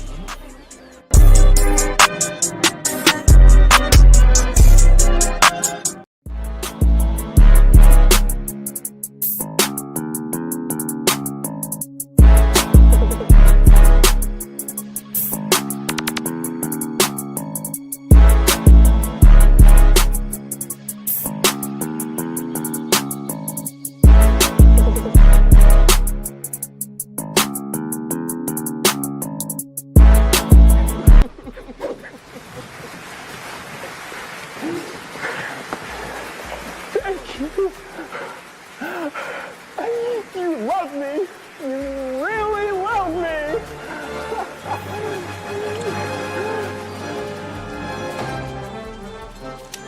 You're not going anywhere.